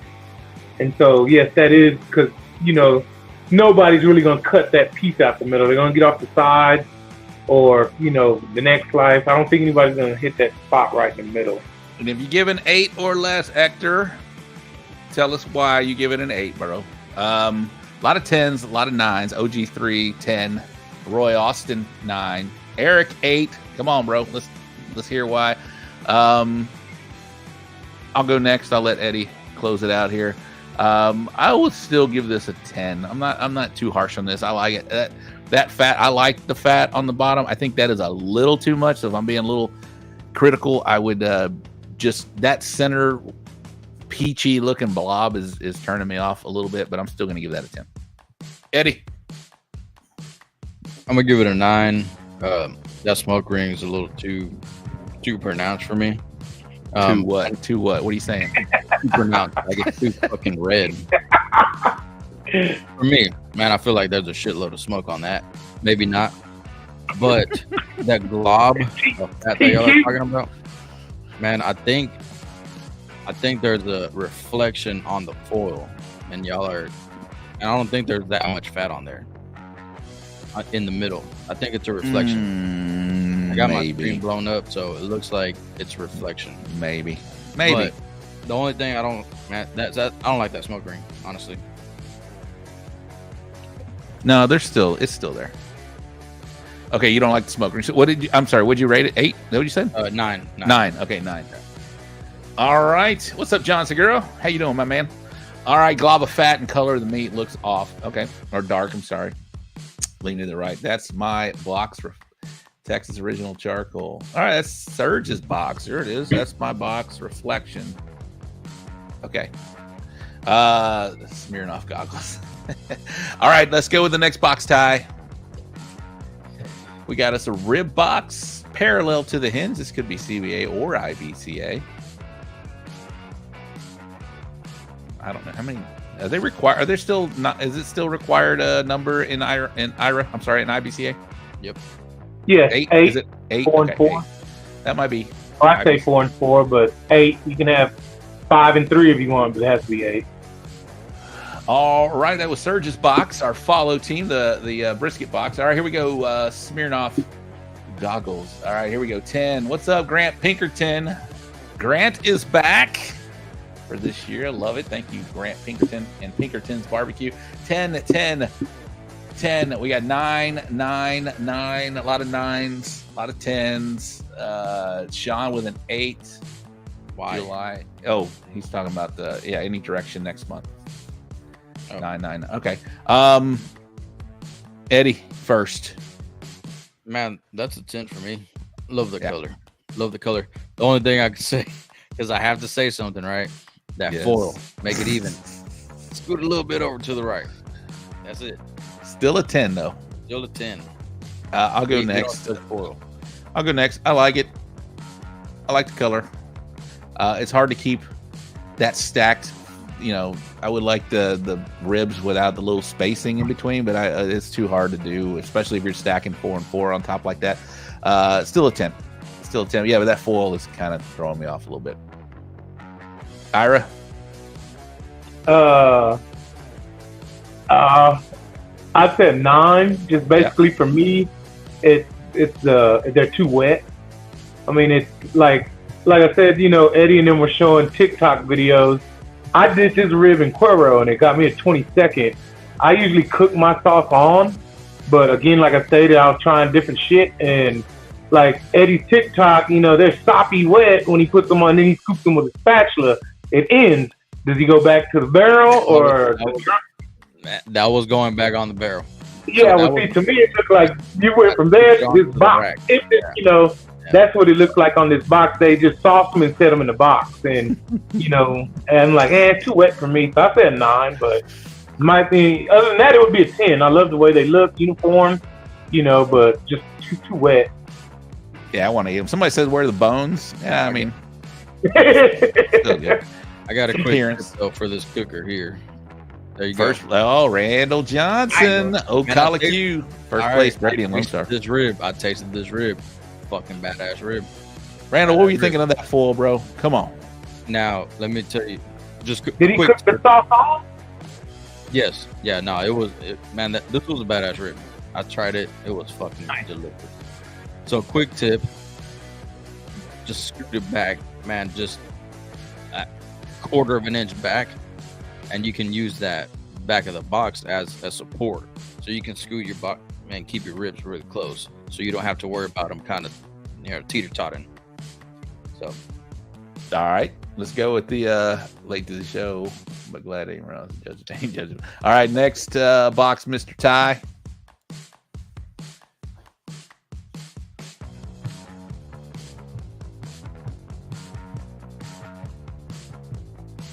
Gooder gang, do your thing. Didn't notice a damn fool.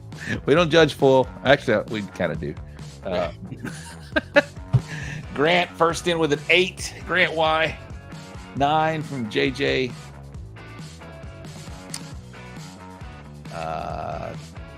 Uncle Art is watching. Amy Green says Uncle Art is watching. 9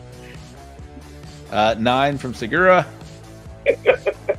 10 from Brandon Perriman. Don't like the color, Grant says. He gave it an 8. Nicho with a 9. CB with an 8. CBY. Hector 10. I want to eat it.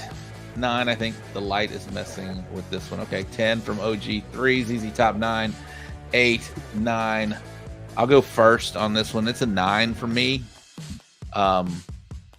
Those end pieces look either crumbled a little bit or something like that. It's I bet it's good. But I'm gonna go 9 on this one. Ira, you're up next, bub. A 9 as well. It's like I said, being critical and just judging on going off. And that's what we're doing. We're critical here, but we're trying to help, right? I would say that they need to be more uniform, crumbly. So it's probably too long of a cook. And I think if you're if it's gonna come out like that, go ahead and block it off, make them uniform. I believe that's the rule in all sanctioned bodies. You're able to. Yep. So why not take advantage of it? If you're able to me, if you're going for an appearance score, go ahead and block it off instead of having some crumbly, some not. And even if you block it off, they can't tell that you overcooked it because they might not eat that one slice that's a little bit overcooked. They might catch a better slice. But Cody Nieto, Los Gordos Barbecue. I think they GC'd. I think I said that earlier. That's his box. Eddie. So no half scores, huh? No half scores, bro. So I'm between an 8 and a 9. I'm gonna go 9. Again, yeah, that crumbling on the edges, and then that last slice on the back. And I understand why you put it back there. You're trying to hide it. Do a better job at hiding it because the back slice is a lot smaller. I am down with that fat on the bottom though. It looks good to me. I'm down with I love that fat. Now just take your paper towel, fold it, and stick it in there to absorb that au jus. You don't want it to look all puddly. Ooh, I don't know about that. I'll leave it there. I'll leave it there. Well, that's why I suck at brisket. Some sanctioning, and you can't puddle. You know what I mean? Some of them can't. Do you guys you say block it? The right side looks very good. Perfect. Would you mess with that and only block that left side, or are you going to block both? No, you got to block both. All right. You can't just block one side. That would definitely get you And to be honest, I'll turn it in just like that. Okay. I wouldn't block it. There you go. I would just kind of set them up to where you can't tell. Did not hurt. IBCA, I wouldn't block. The CBA, I would have blocked it. Next. That's different.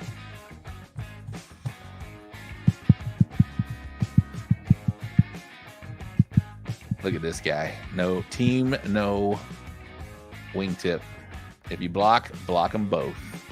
Good job, Cody. That was a good box, man. 9. We didn't kill it. It was a great score. Oh, one appearance score. Gotcha. See, there you go. All right. Chicken box 9. Daddy Dutch. What's up, Daddy Dutch? How are you, my man? 9.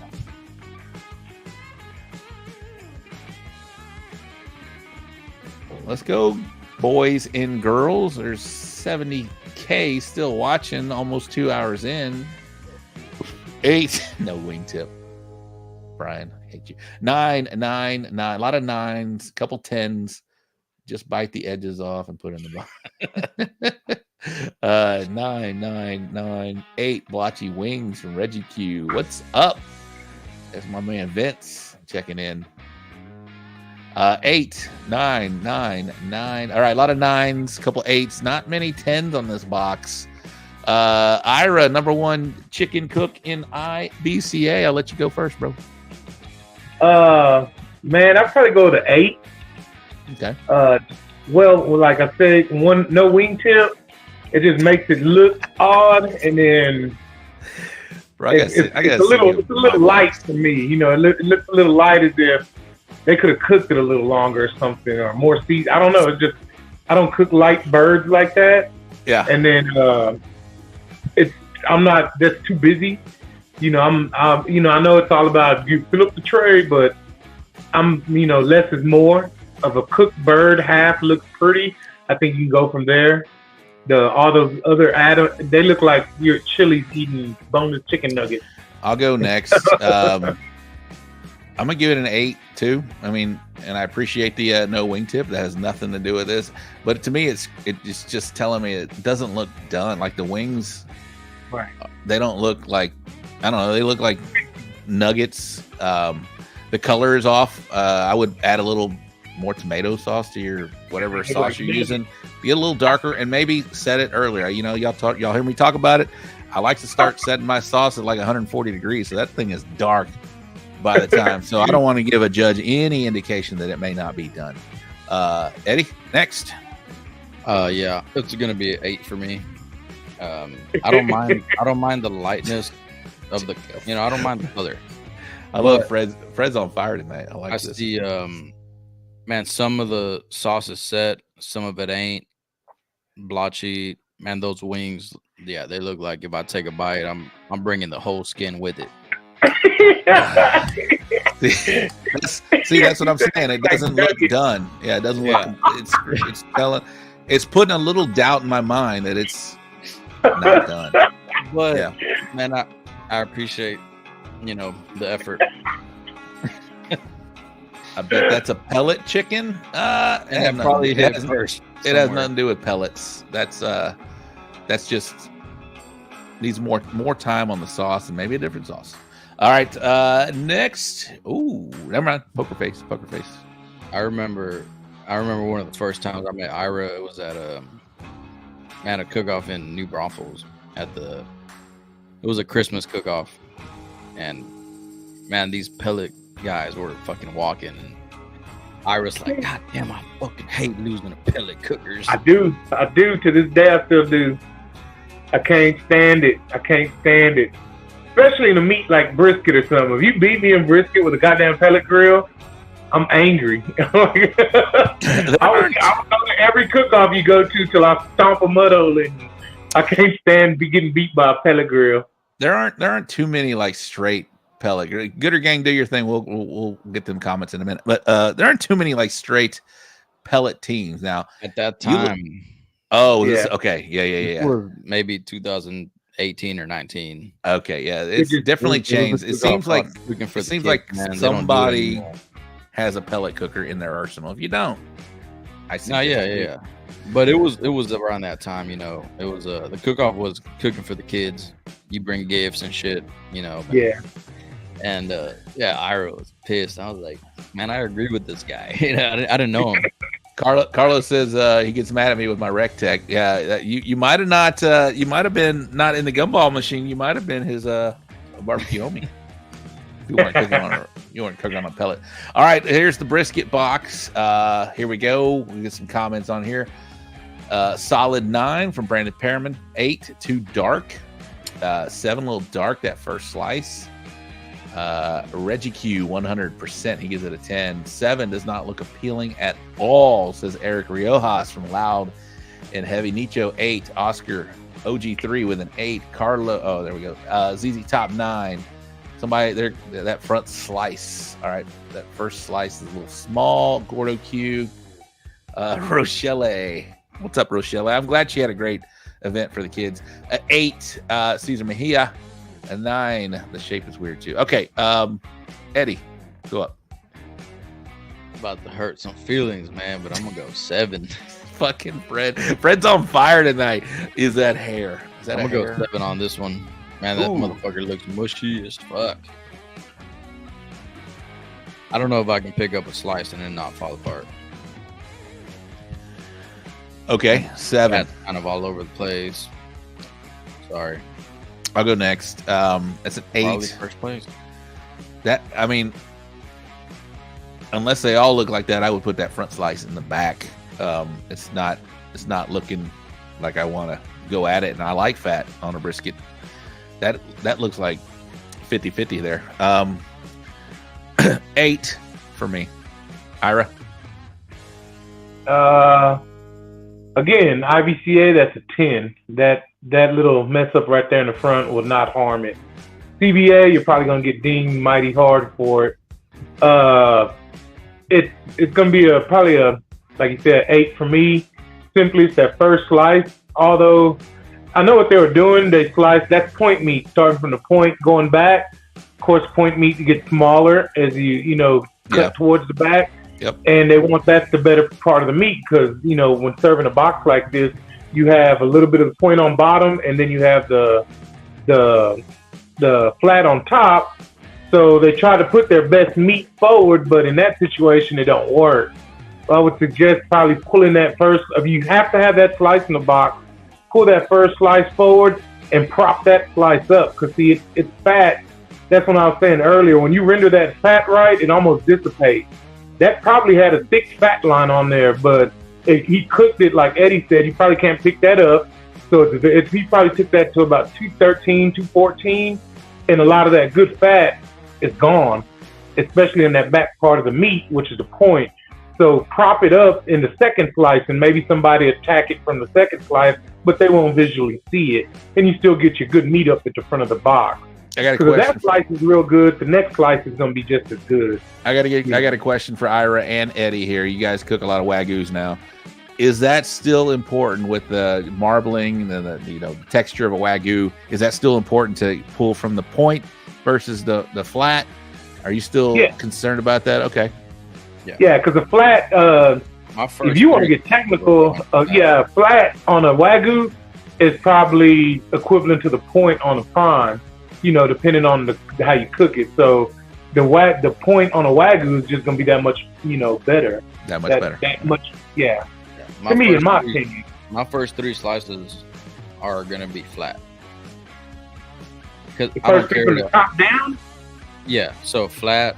Yes. So what you see on my box, my first slice is going to be flat. My second is going to be flat. And then after that, I don't mind, going from the point. But the way my flat looks, and I think my first slice has to be fucking perfect to get that appearance, right? Because whatever is hiding under it, it don't fucking matter because you can't see it. Right. So I would have put this slice, man, to where you can't see. You can only see the top half, and it looks good from the top. You know what I mean? Right. All right, next one, producer Ty. Appreciate you guys sticking around. Appreciate you, Ira, sticking around. And our guest last week, Sergio, we went 3 hours long. We're not going 3 hours tonight, but shout out to you guys for doing all that. All right, this is no comment. Poker face.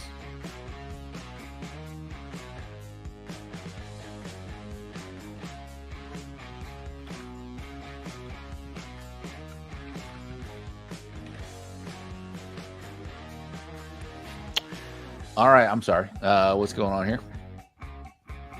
Taking notes. Here we go. Texas Made Smoker. Was that yours, Texas Made Smokers? Is that Brandon? Or is that Eamon McClaiman? That's my boy, James Bobby. Bring back aim 'em and claim 'em. Yeah. We need named Texas Made barbecue peeps and freaks. I liked it. Roy Austin, what's up? Eddie is preaching. All right, Oscar, what happened to that box, Ty? There we go. Are we not able to look at that? This is a loud and proud box. It just takes the whole freaking screen here. 10, 10, 10, 10, 10. A lot of tens.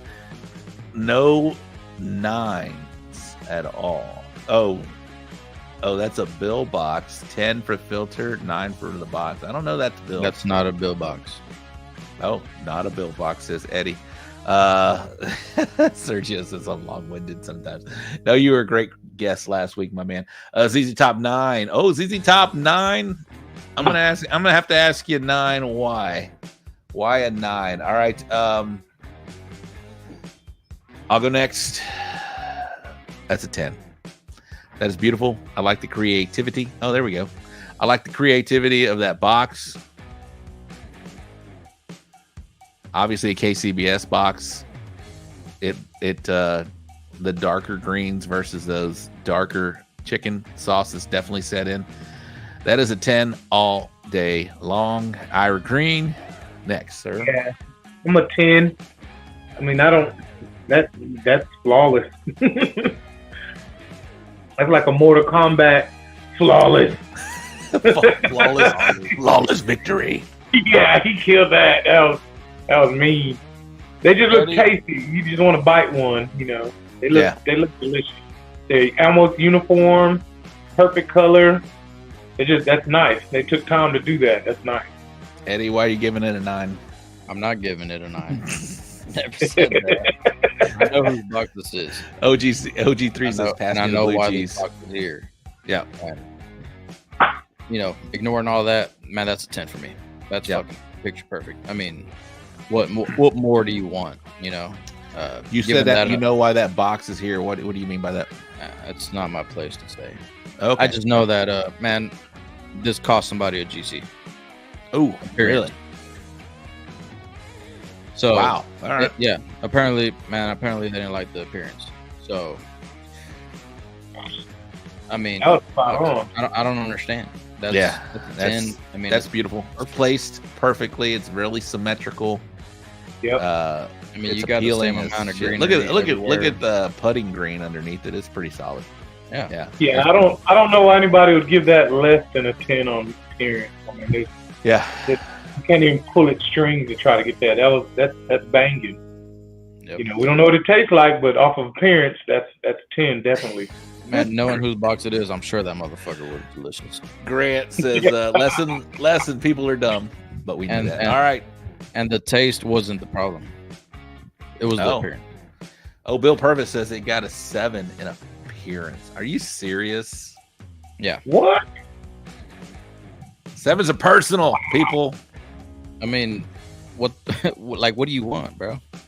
That had to be personal. The person didn't like wings or something. Exactly, unless you hate wings. Yeah. There's no dark meat, so they probably got upset. I mean, that's the only thing, because that's a flawless box. Yep. Flawless victory. All right, next box, producer Ty. What do we got here? We got a rib box, KCBS. Still on our scale of 10 through 7. We will wait to see what the Gooder Gang says here.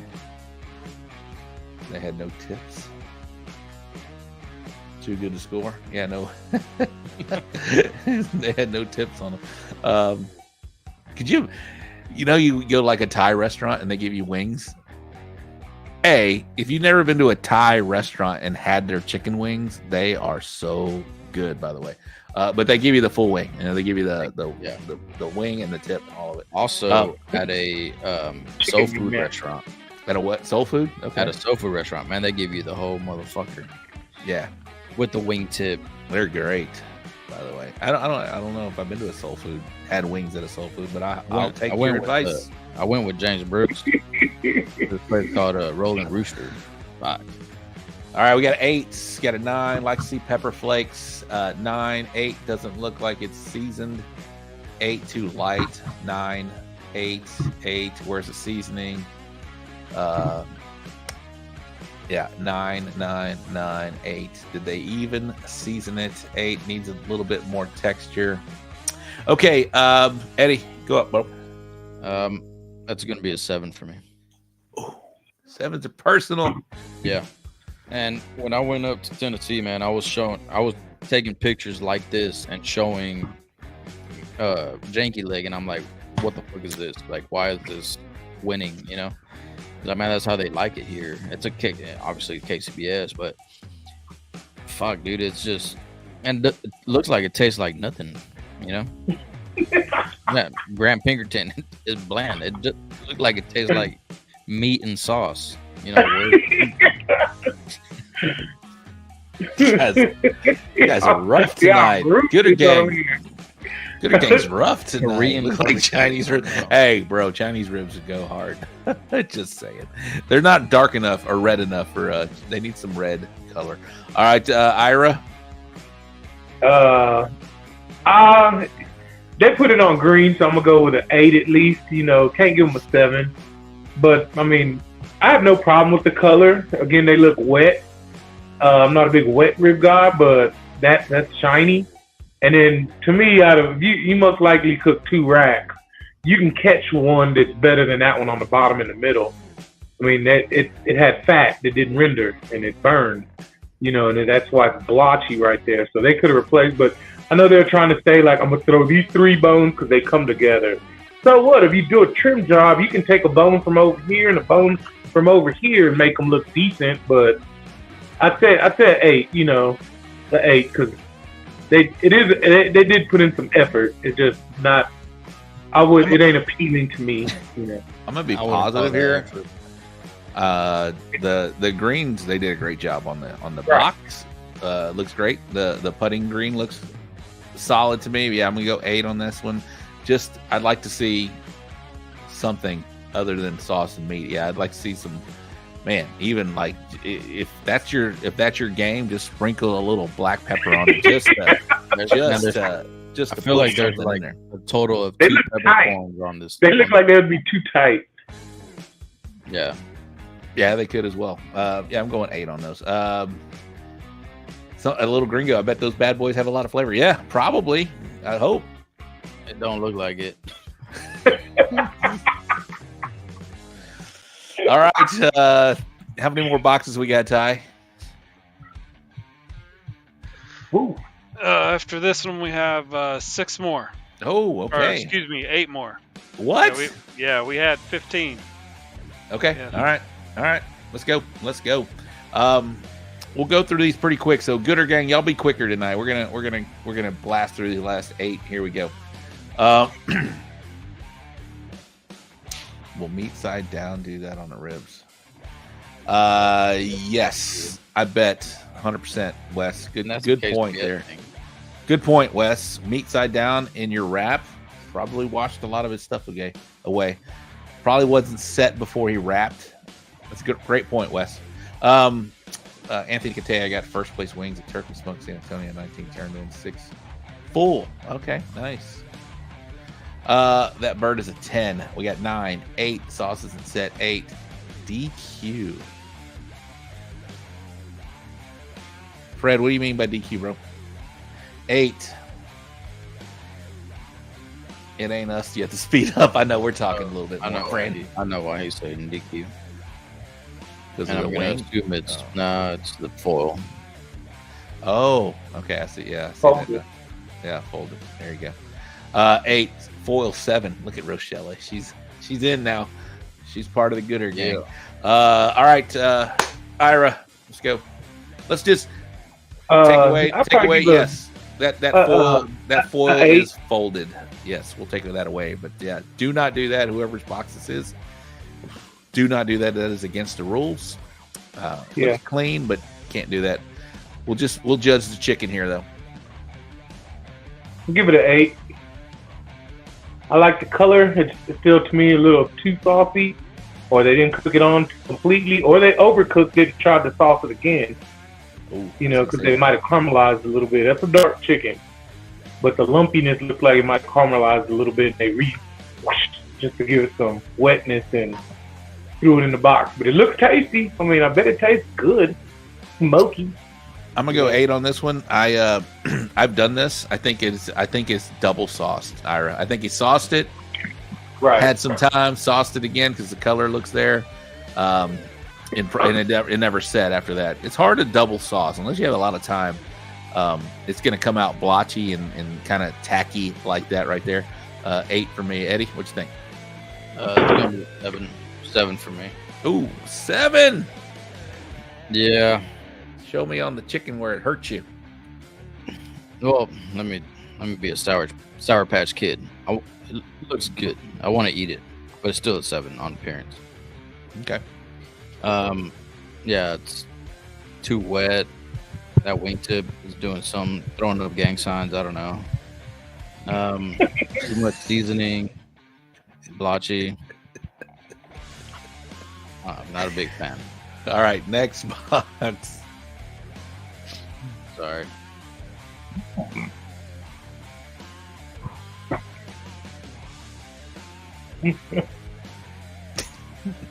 Dude, barbecue Eddie handing out 7s like Oprah. Oh my gosh, I've never seen this dog on the show before. That's a big ass dog. That's a big ass dog. We'll get that in a second, Ty. We'll get that in a second. What are you feeding that boy? He gets all the leftovers, Ira. Table food. What? You don't eat table food. He's getting it from somewhere, bro. He's ordering in. He's getting delivery. That's why. Order on you at work. All right, here we go. Eddie Hanna. Okay, Grant. Grant just gives it a hell no. 8.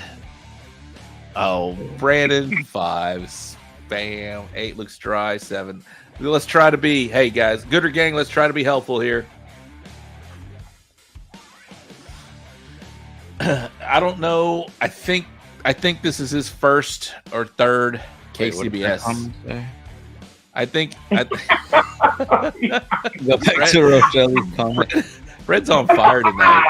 I'm made with his cat. I love Fred's on fire. All right, so I believe this gentleman that sent this box in is its first either 1 through 3 KCBS event. So let's try to be helpful here. Yeah, it probably scored that way, but let's try to be helpful. Here we go. Eddie, I'll let you go first here, bro. 5. I'm sorry. 7. It's gonna be a 7 for me.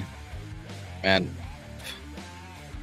the color, it looks like it tastes like just meat, no seasoning, a little bit of oil on it. I'm sorry. It's just a 7. Willie Mason said in Minnesota, that's a 9. Looks tight. All right. I'll go next. Yeah, I'm gonna give it a 7. I don't know if I ever gave out a 7. I'm not gonna do it here. This is an 8 for me.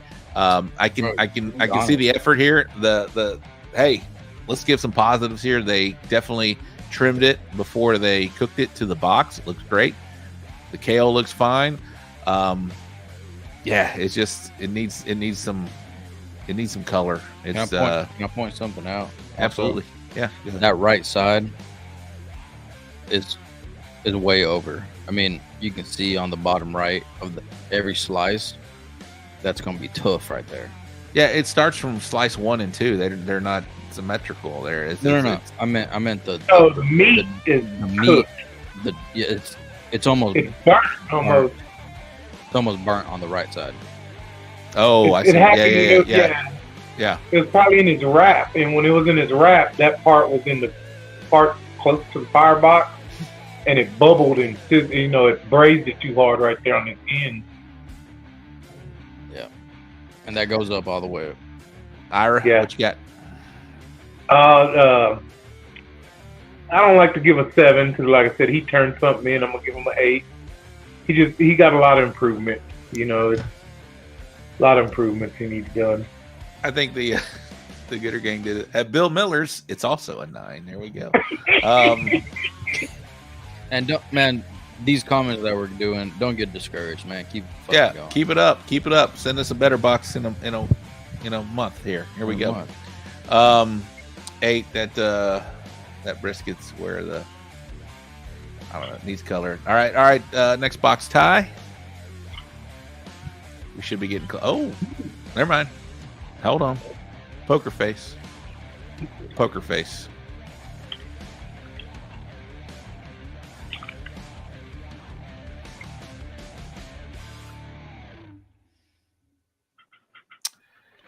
That's a good point. That's a good point from the filter picture king, Bill Purvis. You might have seen the seasoning if you cleaned your phone. Clean your phone. 10.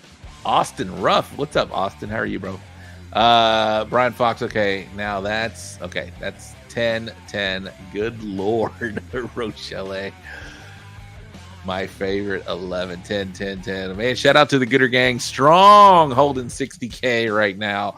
2 hours and 20 minutes. And all right, we got 10 minutes left in this show, and I promise we'll get out of here.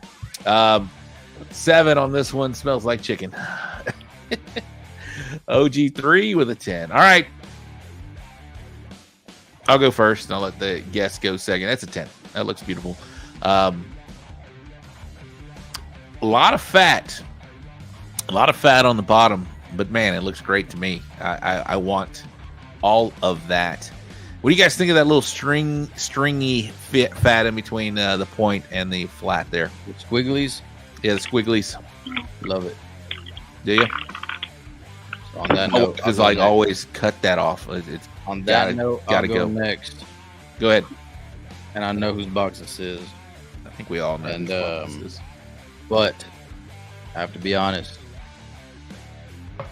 It's gonna be a 9 for me. Back slice looks a little janky, and then the sauce on slice number 3. Maybe we would have just brushed it just a tad, you know, to kind of get that clump off. It would have been fucking perfect. And I'm sure, man, obviously, I mean, it's a fucking 10, but I'm gonna give it a 9. Team Squiggy. I'm sorry. I need to stop doing that. Team Squiggle. Team West Reed. Squiggle. All right, Ira. What you think, bro? 10 for me. I mean, it's just that I like it. That looks like that's something I would turn in. That looks like one of my boxes. I mean, the sauce on top is like you said. I bake my sauce, so it wouldn't do that because it's stuck on top. But other than that, it's still, to me, it's still a 10. And the fat in the middle, it's like the perfect slice right there. Iris, for your 3 o'clock turn in for brisket, when are you pulling that out of the Cambro and doing your processes? Just not what your process is, but what time are you starting for that 3 o'clock? 2:20. Okay. 2:20, I'm going to the pit and staying on there till 2:40, and then coming in the house and getting it ready to go in the box. Good timeline for sure. All right, next box. Hey, what we all.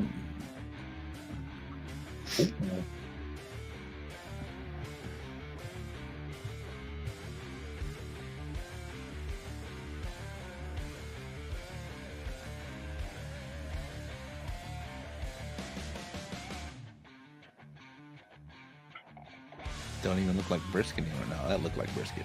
What's up, Phil? How you doing, Phil? Phil Ellie. I'm assuming he gave it a 7. That's my boy from Coda Powder Coating. He made the drums look so great for the Bullhorn barbecue team. All right, who else we got? 10-10. All right, 5 Renee or Reenie. 10 from Bill. 9. I like the color, not the legs. 9, 10, 9. 3 legs plus the one you can't see on the half. He gave it a 9. All right, 9. I could go for some buffalo sauced chicken. 10, 9. Skinny handles. Yeah, those do look like skinny handles. Then you go back and do some leg day. All right, Eddie.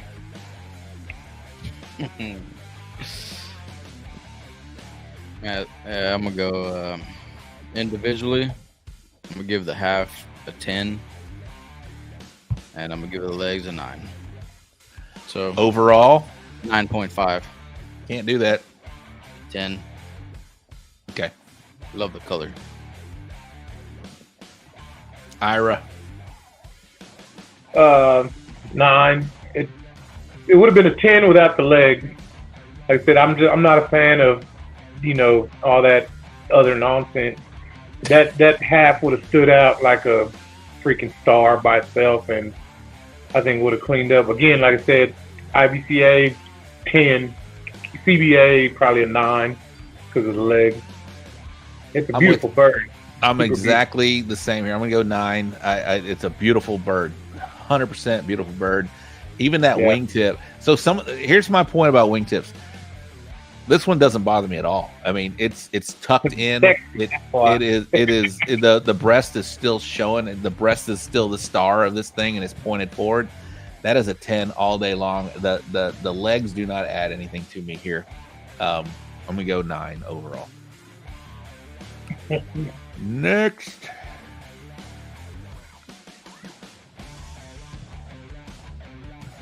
This is obviously a non-sanctioned box here. I'm gonna go last on this one. I gotta kick the tires. All right, my boy. One that caught. Oh, that was Caesar's by one that Quattro D drum somewhere. Okay. Sorry, Caesar. I mean, still a 9. Still great. I just don't think it needed the legs. Ira, what you think of this box? Non-sanctioned, obviously. It's a rib box. Probably an 8. I just like. I mean, it's pretty. They look wet again, but I'm a fan of bigger ribs that look like they started in the middle of the rack and went down towards the thin side. Just to, again, they're chasing uniform. If you're that, particular about being uniform, trim them. But you want to get your ribs from the first 3 to 4 bones. They're the ones with the most meat, most marbling, and they're going to give the better bite, I think. But could be KCBS. You don't have to put garnish in the box. Okay, could be. A once wise man came on the show. Ty, cue it up. He said something about some bass boating, and what he meant by that was have a little texture, have a little. He said you're about to hear in a second, but have a little seasoning, something to look at, some texture on there. Like we saw that other box that was just bass boating. There it is. Seen a bass boat go down the water and everything like that. Oh, and he nailed it. Oh shit! Hashtag bass boat. I call it bass boat. What he meant by that is that have a little season, have a little texture, something you can see, something sparkle on there. This right here it's I don't see anything but sauce and meat on this one as well. So I knew it was a pellet. All right, how many more we got, Ty? Oh, Eddie's back. Eddie, let Eddie kill that one. We got 5 more. Are you what? I thought we had 5 more to begin with. 4 more. I'm sorry. You want him to go back and do this one? No. Yeah, let him do it real quick. Kill this one, Eddie. I'll be right back too. That's gonna be a.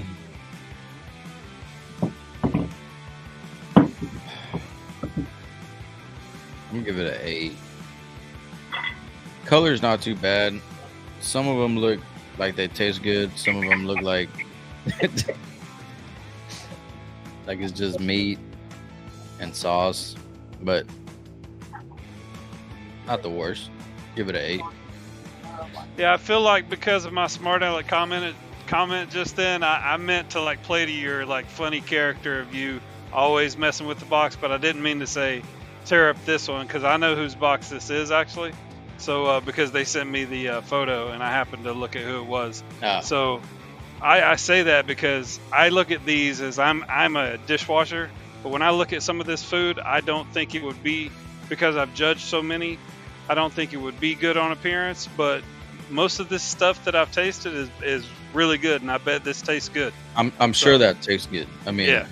But so sorry to be a smartass. You know who you are. No, I know. I kill boxes, bro. That's what I'm known for. But yeah, it's just. I mean, some of them look really good. Some of them I want to eat, like the bottom right. I want to try that one, you know.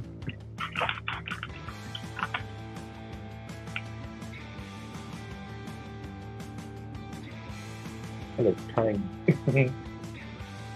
Gooder gang, do your thing. Where you cooking next, Ira? Houston. Kids Unlimited. Oh yeah. Yes, sir. Man, I was surprised I didn't see you at Brady. No, like so we had a dance recital to go to. Or else I would have hit up that way. That bird looks little. Don't it look small? It looks small, but man, we're getting a lot of that guy's hand looks big. A lot of 9s, a lot of 10s.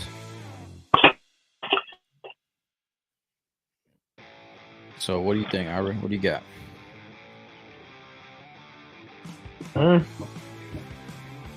Pretty, I like it. I'm gonna say a 10, man. I'd ride at that all day long. That's a pretty bird, a real pretty bird. Yeah, for me, I like the color, man. A lot of people might not like this color, but I'm a big fan of this color. I like the pepper. Mm-hmm. That's gonna be a 10 for me. Yeah. Love the wingtip. I'm gonna go 10 as well. It does look like a smaller bird.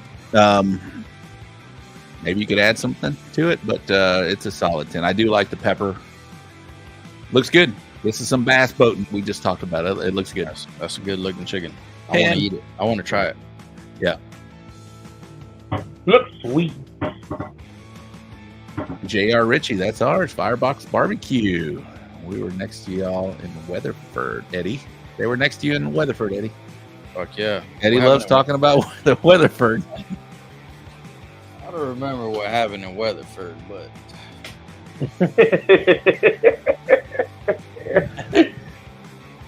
all right, we got a brisket box here.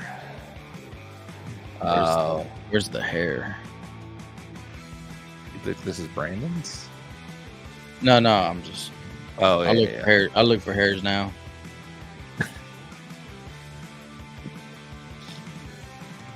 Good job, JR. That's a good box, man. Yeah, very nice. All right, next one. This is the brisket box. Austin kicking it off with an 8. Austin, when you give an 8, you got to tell us why, bro. 9, 8, uneven slices. That's how you do it right there. 8, all uneven slices, but looks tender. Okay. 8, good looking bird. Yeah, that was a good looking bird.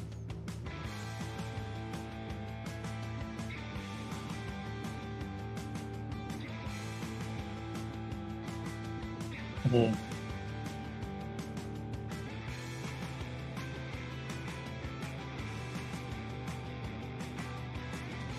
We're going to let the number 1 brisket cook currently in IBCA take the lead on this one. Like everybody's saying, an 8, I guess, because of the different, no uniform going down in the box. He just sliced and put his, what I guess they thought was a better slices in, or I have no clue what they're trying to thought on with boxing it. I gotta say though, this does look very appetizing. I want to eat this with some bread and potato salad kind of brisket. This brisket does look very tasteful. Hold up. Are you putting the bread and potato salad and slices in the same same sandwich? Yep, I'm telling you, it just gotta go. It goes hard to the paint. What? It looks That's good. like It looks delicious. This doesn't look like comp brisket. It looks like backyard brisket that, they tried to make it look like a comp brisket, but it looks very tasty. They obviously trimmed the fat off the bottom. Yeah. I'm gonna go. That's what I said. They made it look like that. I'm gonna go 8. Yeah, definitely uneven all the way down from the top to the bottom. It looks like one of them boards that just are just down. Man, I don't know. I don't know what the fat looked like before you trimmed it, but it would have helped, I think, here, because those look like too small. I mean, they almost look like fajita slices in the photo. Definitely not probably that. But 8 for me, Eddie. It does look tasty, Wes Reed. I agree. It looks tasty. I want to try it. I'm still getting over that potato salad and brisket in the same sandwich. I'm gonna go Sour Patch Kid on this one. It looks tasty. I want to eat it, but I'm gonna give it a 7 on appearance. Every single slice is different, and I can see where. And slice number 2 belongs with slice number 4. Slice number 1 belongs with fucking slice number 10. I mean, it. We could have like an 8-episode podcast on this one box. Is that what you're saying? Man, each one tells a story. Each one tells a story, and the story is that there was a fucking hair on it. Oh, whoa, this was it. This was it. This was it. Third slice. It was his. Where's the hair? But there is no fucking hair, bro. That's the bullshit. Point. Yeah. Okay, gotcha. That's where the But anyways, we're past that. Yeah, it's definitely a 7 for me. Sorry, Brandon. So this was the infamous DQ brisket box. Definitely not. I don't see a hair. Obviously, we would have. Brandon, even if you had to slice by hand, you could have still matched up the slices. Like a puzzle. Put them where it fits. Well, you kind of did put them where it fit, but it looks. And Brandon or anybody else out there, if you're at the cook-off and I'm there, come over to my trailer. I got 2 spare electric knives. You can borrow one. They're both Cuisinart. So anybody out there, if your electric knife goes out, I got. And if you ain't got electricity, if your generator go out, I use my Cuisinart and I give you my big one that's battery operated. I forgot the name of it. It's that funny, funky electric knife. Right. Caleb Warden had one, so I wouldn't bought one. Brandon had a bad day from the get-go. His fucking fire extinguisher blew up on his way there, and oh shit! Fucking dude, he was sitting there covered everything in white. Hey, Brandon's a solid cook. I think he's been at it maybe a year and a half now. Solid fucking cook. Yet to have his first RGC or GC yet. Came very close that day.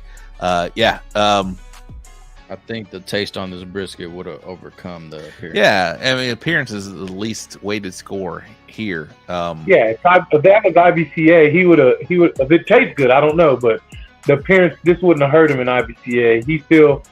It don't weigh as much, and they would have overlooked that. I'm telling you, he would have came out decent if it tastes good. If it tastes like I think it tastes, he would have came out decent with that brisket. Probably tastes like fire extinguisher. Next box, producer Ty. Man, I say we weren't going to go long. Here we are.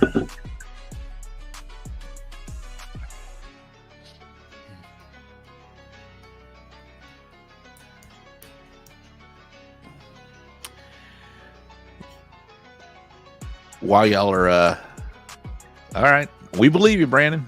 We believe you. It looks like it tastes good. Yeah, we slap that in. I'm gonna try that shit, Ira. I'm gonna put some potato salad and a brisket and pickles. Yeah, on some white bread. On some white bread. There you go. Well, my mom makes the potato salad with dill relish, so okay, it's already got it in there. Yes, sir. All right, then there we go. The yellow, gotta have that yellow. All right. Yes, sir. 8, I like to see bones. Looks bland. 8, no sauce. Rockin' A, still chicken. 9. Fucking Fred is on fire tonight. 8 looks all right. Chicharron ribs. All right. 8, Segura. I'll go first on this one.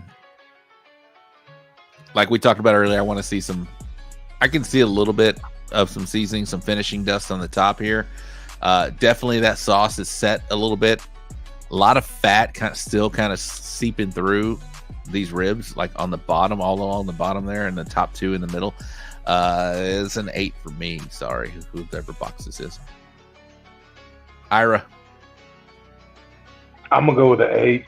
Like you said, I like cooks the sauce being set, but that's a little too much. He left it on there a little too long, and that's probably set individually. And then, like you stated, the fat, he needs to trim the fat a little bit before he cooks them. It didn't render, that fat don't always render out, especially in the naturals from Walmart. It looks like it should, and it might, but you got to trim that out. That was big fat before you cooked them, and it didn't render for anything. You should have trimmed it a little bit. Eddie, what you thinking, bro? So I see a lot of comments about the bones. If you look closely, maybe bones are there, but it's still gonna be a 7 for me. Take off that blood that leaks out of the fucking rib. Pick it out during the cook. Don't leave it on there. It's set too long. You talking about that top third? That top third one? Third. Yeah. And I'm not gonna kill the fat because if I'm not mistaken, man, you can't get dinged because of fat. Yeah, I mean, it's appearance. It has to do with appearance there. You said there's not enough seasoning. I think there's too much seasoning. Really? I can see the seasoning through the sauce. It's just dust. I don't see any seasoning underneath it. It's just too textured, and it looks a little dry. You know what it could use though.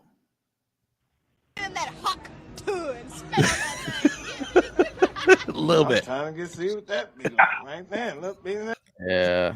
Could have used a little bit of that. All right, put that music back on. That shout out to producer Ty for putting that hot tuba back in the show. All right, next box.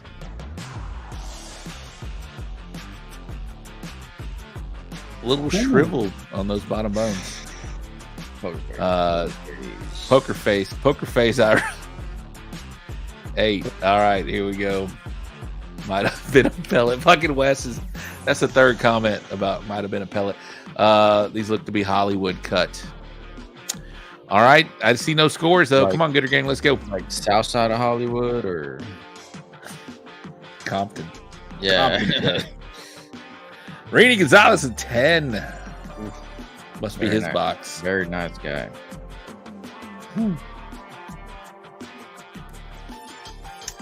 9. First 2 ribs on top can go away.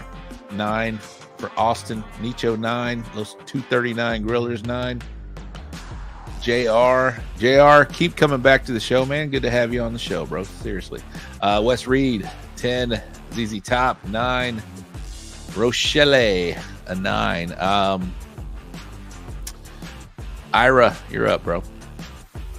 A 9. The first 2 on top they should have went in the back, or I don't know.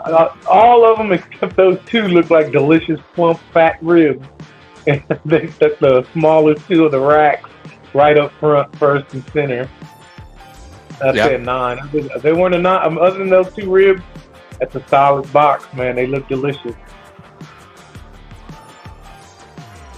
Yeah, so we're looking at it from the front view here. I'm gonna go 9. I don't you can see the bone coming out of that first left one, that very top one.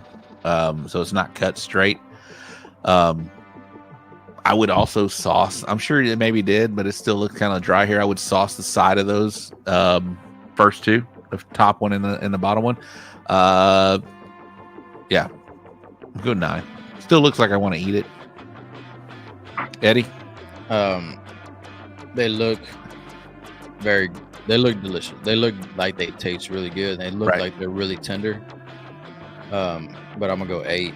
That shiner's killing me. It offends you. That first top bone is Wes is pissing me off. If you would have just swapped the first bone with the second bone, and you might have been. Yeah, you hide that first bone. Hide that first bone. Fuck it. I mean, you picked it for a reason, right? That means the rest of your fucking whatever you had left on your cutting board was probably worse than that, right? So you had to use that one, but hide it. Put it. Well, when they Hollywood cut, so when they Hollywood cut, you're always gonna have one cut away from the bone. And since he Hollywood cut, he should have faced them the other way. He would have showed his fat, more meat side to it. But he Hollywood cut him and then put his bone side towards us. I Hollywood cut, but I'm on both sides, so I got meat on Yeah, both sides. if you do that, you got to. To me, that's a true Hollywood. You're gonna sacrifice. This is a East Coast. You get 4 ribs out of a rack when you do true Hollywood, and you won't have that issue. They're trying to be pinche and feed some to the team, or some reason he Hollywood cut and put the wrong side facing us. This is all the other sides got Compton cut, bro. East Compton cut. It ain't Hollywood. Compton cut. Compton cut. almost Hollywood. We got a claimer though. We got a claimer on this box. My box finished 9th in Cuero. Beat Ira's 22nd. They did. Like I said, they look delicious. Hair. Again, IBCA, their parent score is weighted real lightly. Yeah, that's going to be one of my biggest mountains to climb is the appearance score when I start cooking CBAs, because I cook decent. I can box a good box, and I'm particular, but man, Fred's in the comments. He knows better than I. What is the weighted score of appearance in CBA? It doesn't kill you. Doesn't. Obviously, we all want to start off with 10s, right? That's the goal, but it's still not going to kill you. All right, next box, Ty. How many more we got? I think maybe 1, 2. No, that's it. Oh, that's it. All right. We're finishing it with Brandon Perriman's ribs. Wow. Ira, thank you so much for coming on the show. Thank you guys. You're the last 2 shows, Sergio and Ira, they're gonna go almost 3 hours. Sergio definitely went 3 hours last week. But man, you've been a great guest tonight, man. You've been putting a lot of insight in there. Before we let you get out of here, I appreciate you coming on the show. This is your second time on the show, back in 21. We're rooting for you, man, this year. Appreciate it. Fred, please, if you're in the comments still, which you are, What is that weighted score? So before we get out of here, we'll answer that question. But Ira, before we let you get out of here, anybody want to give a shout out to and people that support Flying G Barbecue? Yeah, just the people who helped me get here. You know, my family got my back, friends, close friends, a few of the sponsors that are out there. I haven't posted in a while, but my sponsors, you know, I still run Texas Charcoal. You know, Joey's always had my back. You know, for many years I've been riding with him. So big shout out to Texas Charcoal. And then Vince Colonetta with Wizard. You know, he puts out great product, and we run his line of products in our arsenal. And then my homeboy Matthias, you know, Pitbull Smokers with you know, the brand Pit Life. Well, there it is right there. Oh yeah, there it is. Gotta get the merch, as you call it, the merch, and that's what the kids call it. Pretty much anybody else who hollers at me and gives me a good luck and everything, we appreciate it. All the words of encouragement, it does help, you know, and the waves and everything else. So we just thank everybody. You know, it takes more than just one person or one team to, you know, make things happen in today's world. So we should shout out.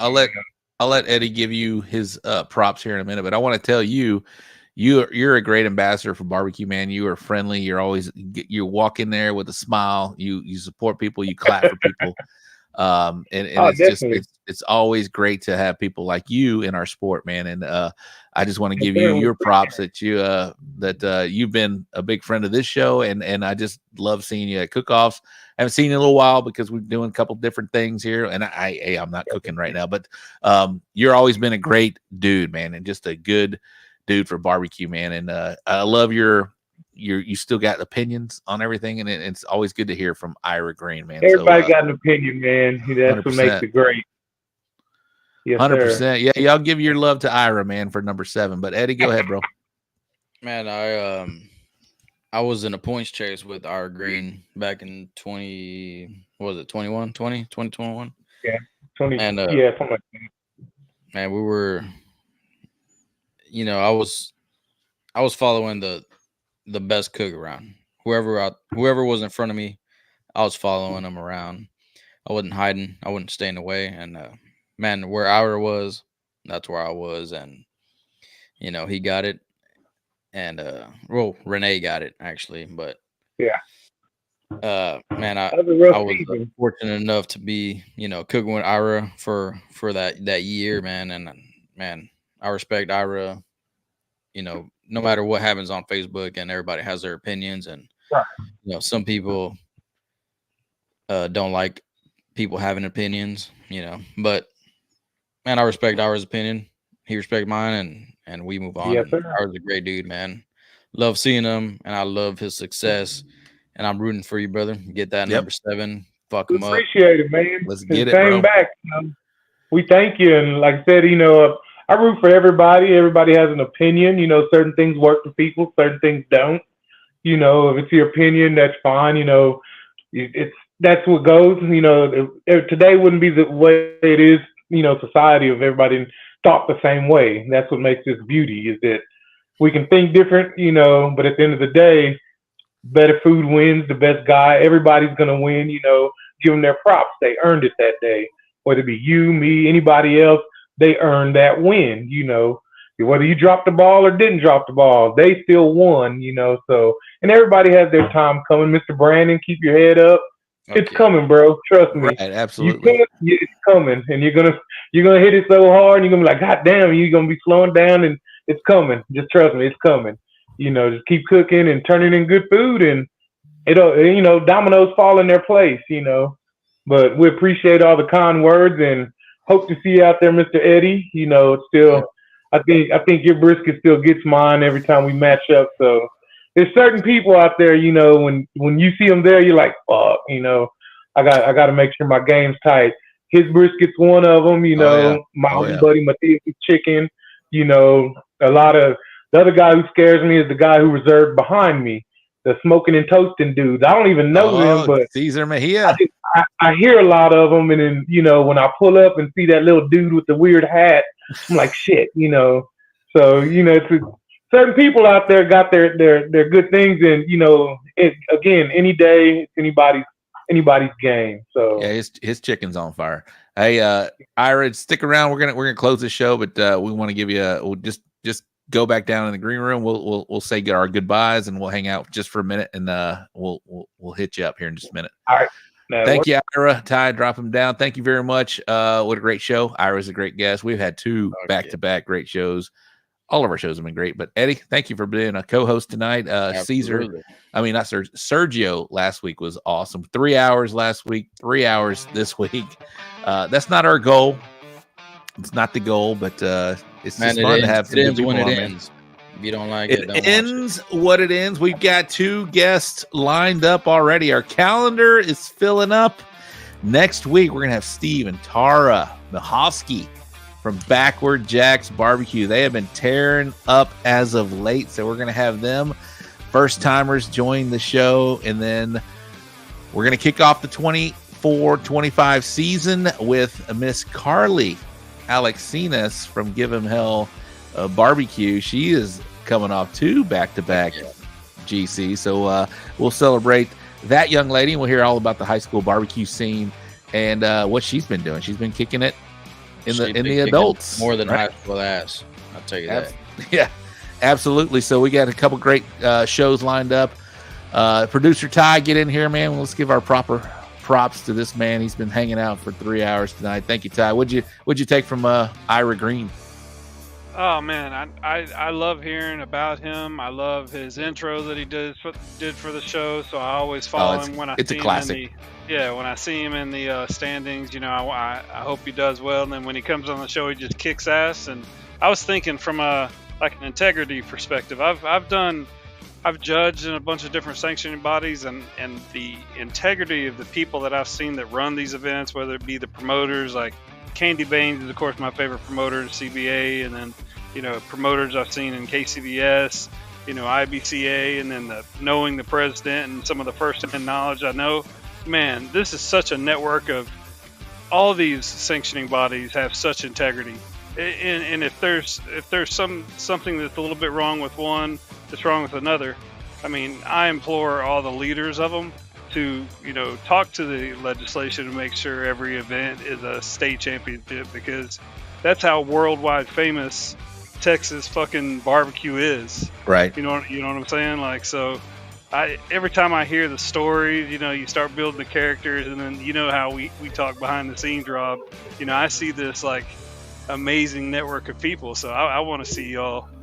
I want to see these things grow and be all 100 team shows. So yeah, somebody said excited. I'll talk all somebody night. said earlier we got in the weeds, but no, that's an important topic. No sanctioning bodies out there doing shady shit. I don't believe, and that's what I want to believe. No one's doing any shady shit out there. Just go out there and like Ira said, man, if that's something that appeals to you, go out there and cook it, man. You don't have to. There's so many. What do we say? 17 sanctioned different bodies. I mean, you can go out there. There's probably 5, or 4, but you can go out there and cook whatever you want, man. There's something for everybody out there. Whatever is appealing to you, and whatever fits your cook style, or your, whatever you're having success in, go out there and try it out and cook it, man. That's what it's all about. You have options out there. Yeah, we did say 16. Wes Reed. Appreciate Wes Reed. Appreciate the Gooder Gang still checking in right now. 30K. I know we're ending the show right now, but 3 hours in. This has been awesome. Again, we got Tara, and Steve from Mahosky from Backward Jacks, and we got Carly coming up in 2 weeks. And then we'll kick off the new season, and we'll celebrate season 7 of the So Smokin Gooder Show, man. They're crazy. Eddie is in year 1, but man, we appreciate it, man. Oh, yeah. For Eddie Morales, you got anything to say before we get? And as always, good luck cooking this weekend. Thanks for everybody for watching. And Ira, hope you get that number 7, baby. That's right. Wow. For producer Ty, our co-host Eddie Morales, my name is Robert Rocha. We'll see you next week with another solid guest in the So Smokin Gooder Show. That is going to be Tara and Steve Mahosky from Backward Jacks. All right, we'll see you next week on the show. This week I'll be in KC. Eddie will be where? Seguin. Seguin. So we'll get some reports from that. Grill and Supply also. And Ira, good luck, man. We need you to see number 7, man. Good luck. All right, that's going to end the show. Case, close us out, my man. Good night to all of you wonderful people in Barbecue Nation. You too, California.